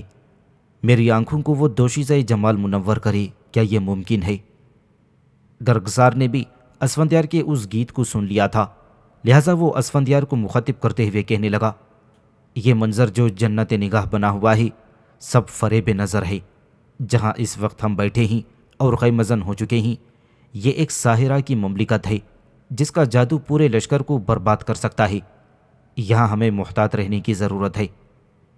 گرگسار نے اپنا فقرہ ابھی مکمل ہی کیا تھا اور اس کے جواب میں اسفندیار کچھ کہنے کا ارادہ رکھتا ہی تھا کہ ساحرہ لجاتی تھرکتی اور بل کھاتی ہوئی آن پہنچی۔ ساحرہ کو شاید اطمینان تھا کہ اس کا شکار آپ سے آپ جال میں آن پھنسا ہے، لہٰذا وہ آگے بڑھی اور اسفندیار کی اس نے مزاج پرسی کی۔ اس موقع پر اسفندیار حرکت میں آیا۔ اپنے لباس کے اندر سے اس نے ایک طلائی زنجیر نکالی اور ساحرہ کے گلے میں ڈال دی۔ یہ طلائی زنجیر اس کے باپ گشتاشپ کو زرتشت کی طرف سے ملی تھی اور یہی زنجیر گشتاشپ نے اپنے بیٹے اسفندیار کو تحفے میں دے دی تھی، اور کہنے والے کہتے ہیں کہ زرتشت کی دی ہوئی اس طلائی زنجیر میں یہ خاصیت تھی کہ وہ جادو اور سحر کا اثر زائل کر دیا کرتی تھی۔ پھر وہ ساحرہ مزید آگے بڑھی اور اسفندیار کے دونوں ہاتھ اس نے اپنے ہاتھوں میں لے لیے۔ پھر جو اس نے منہ کھولا تو اسفندیار کو یوں لگا جیسے اس کے سامنے کسی درندے نے منہ کھولا ہو جس کے منہ سے بے شمار آگ نکل پڑی ہو، لیکن اسفندیار نے دیکھا کہ وہ آگ جلد ہی ٹھنڈی اور فرو ہو گئی۔ شاید یہ سب کچھ اس زنجیر کی وجہ سے تھا جو اسفندیار نے اس کے گلے میں ڈال دی ہے، لہٰذا اس نے بہت کوشش کی کہ اس زنجیر کو اپنے گلے سے اتار دے، لیکن وہ کامیاب نہ ہو سکی۔ ایسا لگتا تھا کہ اس زنجیر کو کسی نے اس کے گلے میں کچھ اس انداز اور پیچیدہ طریقے سے ڈال کر کس دیا ہو جو اترنی مشکل اور محال ہو کر رہ گئی ہو۔ اس طرح ساحرہ کی کوئی بھی حرکت کامیاب نہ ہوئی اور وہ اپنے سحر کو حرکت میں نہ لا سکی۔ گویا زرتشت کی دی ہوئی اس زنجیر نے ساحرہ کا سارا جادو زائل کر کے رکھ دیا تھا۔ اس کے بعد اس ساحرہ کی زیبائش کی ساری تہیں ایک ایک کر کے فضا میں تحلیل ہوتی چلی گئی، جس کے نتیجے میں ساحرہ کا اصل اور کریہ منظر چہرہ ظاہر ہو گیا۔ اب اسفندیار اور گرگسار کے سامنے ایک بڑھیا اپنا منہ کھولے دکھائی دے رہی تھی۔ یہ صورتحال دیکھتے ہوئے اسفندیار فوراً حرکت میں آیا، اپنی تلوار سنبھال کر کھینچی اور ایک ایسا وار کیا کہ ایک ہی جھٹکے میں اس نے اس ساحرہ کی گردن کاٹ کر رکھ دی۔ ایسا ہوا ہی تھا کہ ایک انقلاب اور تبدیلی رونما ہو گئی۔ اب نہ وہ دریا رہا تھا اور نہ سبززار، بلکہ وہاں اب ایک وسیع و عریض ویرانہ اپنے اصلی رنگ میں دکھائی دے رہا تھا۔ اسفندیار کی یہ چوتھی مہم تھی جسے اس نے خوش اسلوبی کے ساتھ سر کرنے کے بعد ان ویرانیوں میں اپنے لشکر کے ساتھ جشن منانے کا اہتمام کیا۔ اپنی پانچویں مہم میں اسفندیار نے ایک سیمرغ کو جو کہ انتہائی خونخوار اور خطرناک تھا ٹھکانے لگا کر اپنے سفر کا سلسلہ جاری رکھا۔ اس کے بعد اسفندیار کی چھٹی مہم شروع ہوئی، جس میں وہ قلعہ روئندس کی طرف بڑھتے ہوئے ایک ایسے مقام پر آتا ہے جہاں کا موسم نہایت سرد تھا۔ سورج نظروں سے اوجھل ہو چکا تھا اور دیکھتے ہی دیکھتے دھواندار بادل چھا گئے، تند و تیز ہوا چلنے لگی، لشکر نے جو خیمے گاڑے تھے اکھڑ اکھڑ جاتے تھے۔ آخر برف باری شروع ہوئی اور آن کی آن میں ساری زمین برف پوش ہو گئی تھی۔ یہاں انہوں نے آگ جلائی اور بڑی عاجزی کے ساتھ وہ دعائیں پڑھنے لگے تھے جو زرتشت نے لوگوں کو بتائی تھیں۔ آخر خدا خدا کر کے برف باری رکی، ہوائیں تھمی، سردی کی شدت کم ہوئی، آفتاب طلوع ہوا، لشکر نے اپنے کپڑے خشک کیے اور وہاں سے وہ آگے بڑھ گئے۔ اس طرح اسفندیار کی یہ چھٹی مہم بھی خوش اسلوبی کے ساتھ انجام تک پہنچ گئی تھی۔ اس کے بعد اسفندیار کی آخری اور ساتویں مہم کی ابتدا ہوتی ہے۔ قلعہ روئندس کی طرف بڑھتے ہوئے اسفندیار نے جب قلعے سے متعلق گرگسار سے استفسار کیا تو گرگسار نے کہا کہ قلعہ روئندس تک پہنچنے میں اب صرف 2 فرلانگ کا فاصلہ ہے، لیکن اس منزل میں پانی کا کہیں نام و نشان نہیں ملے گا اور گرمی بھی شدت کی پڑے گی۔ گرگسار سے یہ سب جاننے کے بعد اسفندیار نے حکم دیا کہ مشکیزوں میں پانی بھر لیا جائے اور جانوروں کے لیے چارہ جمع کر لیا جائے۔ آخر اس اہتمام سے 7ویں منزل کا سفر شروع ہوا۔ جوں جوں قدم آگے بڑھتے تھے گرمی کی شدت میں اضافہ ہوتا جاتا تھا۔ کچھ راستہ طے ہوا تھا کہ اچانک انہیں ایک کلنگ کی آواز سنائی دی۔ اس آواز کے ساتھ ہی اسفندیار چونک پڑا اور گرگسار سے پوچھا کہ تو نے کہا تھا کہ اس علاقے میں پانی کا نام و نشان تک نہیں، اگر یہاں پانی نہیں تو یہ کلنگ کی آواز کیسی سنائی دے رہی ہے؟ تو نے ہمیں یوں ہی ہراساں کیا۔ گرگسار اس کا کوئی معقول جواب نہ دے سکا، تاہم اسفندیار اس کلنگ کی آواز سے رہنمائی حاصل کرتا ہوا اپنی منزل کی طرف بڑھتا رہا، یہاں تک کہ وہ ایک ایسے مقام پر آ گئی جہاں ایک گہری ندی بہتی تھی۔ یہاں اسفندیار کے حکم سے پانی کے مشکیزیں خالی کر دیے گئے اور ان میں ہوا بھر کر ان کے ذریعے سے ندی کو عبور کیا گیا اور منزل مقصود کی طرف پیش قدمی کی گئی۔ اچانک ان کی نظر اپنے سامنے ایک قلعے کی چوٹی پر پڑی جو آفتاب کی شعاؤں سے چمک رہی تھی۔ اسے دیکھ کر اسفندیار کی خوشی کی کوئی انتہا نہ رہی۔ اس نے اپنے لشکر کو قلعہ روئندس سے دور ہی چھوڑا اور خود اس نے اکیلے ایک سوداگر کی حیثیت سے قلعہ اور شہر کی طرف جانے کا ارادہ کیا، اور ساتھ ہی اس نے گرگسار اور اپنے دوسرے لشکریوں کو یہ بتا دیا تھا کہ جب وہ قلعہ روئندس اور اس سے ملحقہ شہر کے اندر دھواں اٹھتے دیکھیں تو شہر پر حملہ آور ہو جائیں۔ اسفندیار نے کچھ اونٹوں کو اپنے ساتھ لے لیا تھا اور اس پر مضبوط بکسے باندھ لیے تھے، اور ان بکسوں کے اندر اس نے اپنے چیدہ چیدہ سورماؤں کو بند کر لیا تھا تاکہ وقت ضرورت وہ شہر میں اس کے کام آ سکیں۔ پھر اسفندیار نے ملبوسات فاخرہ اور دوسری گراں بہا اشیاء اونٹوں پر لاد کر ایک تاجر کی حیثیت سے آگے بڑھنا شروع کیا، یہاں تک کہ وہ روئندس شہر میں داخل ہوا۔ اسفندیار کی خوش قسمتی تھی کہ ان دنوں ترکستان کا بادشاہ ارجاسب بھی شہر روئندس میں ہی قیام کیے ہوئے تھا۔ جب اسفندیار بھیس بدل کر شہر میں داخل ہوا تو ایک تاجر خصوصی کی حیثیت سے اس کا تعارف ترکستان کے بادشاہ ارجاسب سے کر دیا گیا۔ اس نے گراں بہا جواہرات نذرانے کے طور پر ارجاسب کی خدمت میں پیش کیے۔ ارجاسب نے یہ نذرانے اور تحائف قبول کر لیے اور ایک مہمان کی حیثیت سے ارجاسب نے اسفندیار کو قلعے میں رہنے اور آنے جانے کی اجازت دے دی۔ ارجاسب کی طرف سے یہ اجازت ملنے کے بعد اسفندیار وہ صندوق بھی اپنی رہائش گاہ پر منگوا لیے تھے جس میں اس کے جنگجو بیٹھے ہوئے تھے۔ روئندس شہر میں رہتے ہوئے اسفندیار نے اس کے قلعے کا بھرپور جائزہ لیا۔ وہ واقعی میں ایک مضبوط ترین اور ایک طرح سے ناقابل تسخیر قلعہ تھا۔ قلعے میں رہتے ہوئے ایک روز اسے اپنی بہنیں ہمامی اور بآفرید بھی دکھائی دیں جو ندی سے پانی بھر کر لا رہی تھیں۔ اسفندیار نے انہیں پہچان لیا، لیکن وہ دونوں بہنیں اپنے بھائی کو نہ پہچان سکیں۔ انہیں صرف اسفندیار سے متعلق یہی اطلاع ملی تھی کہ ایک تاجر شہر میں داخل ہوا ہے جو ایرانی شہروں سے ہوتا ہوا روئندس شہر میں وارد ہوا ہے۔ ایک روز جب اسفندیار اور اس کی دونوں بہنوں کا آمنا سامنا ہوا تو ایک بہن نے اسفندیار کو مخاطب کر کے پوچھا، یہاں تمہارے متعلق ہم نے یہ سنا ہے کہ تم ایک سوداگر ہو اور ایرانی شہروں سے ہوتے ہوئے یہاں آئی تھی، کیا تم اسفندیار سے متعلق بھی کچھ کہہ سکتے ہو؟ اس پر اسفندیار سختی سے بولا اور کہنے لگا، مجھے کیا خبر اسفندیار کون ہے؟ جس شہر میں اسفندیار ہے خدا اسے غارت کرے۔ اب دونوں بہنوں نے اسے آواز سے پہچان لیا تھا کہ وہ ان کا بھائی اسفندیار ہے۔ یہ جان کر ان کی خوشی کی انتہا نہ تھی، لیکن خوشی کو انہوں نے چھپائے رکھا اور اسفندیار کی کامیابی کے لیے دعائیں کرنے لگے۔ ترکستان کے بادشاہ ارجاسب کو تاجر کے بھیس میں اسفندیار پر کچھ ایسا گہرا اعتماد ہوا کہ اس نے اسے شہر کے اندر گھومنے اور قلعے میں آنے جانے کی کھلی اجازت دے دی۔ اسفندیار نے اس اعتماد اور بھروسے سے پورا فائدہ حاصل کرنے کا ارادہ کر لیا۔ ایک دن اس نے ارجاسب کو، جبکہ وہ عالم مستی میں تھا، ایسا ہاتھ مارا کہ اس کا سر تن سے جدا ہو گیا۔ اس موقع پر اس کے ساتھی صندوقوں سے باہر نکل آئے اور گھاس کو جلایا جس کا دھواں دور دور تک بلند ہوا۔ یہ دھواں اسفندیار کے لشکر کے لیے علامت تھی کہ اسفندیار کی مہم کامیاب ہوئی ہے۔ اب دھواں دیکھتے ہی لشکر شہر کے قریب آن پہنچا۔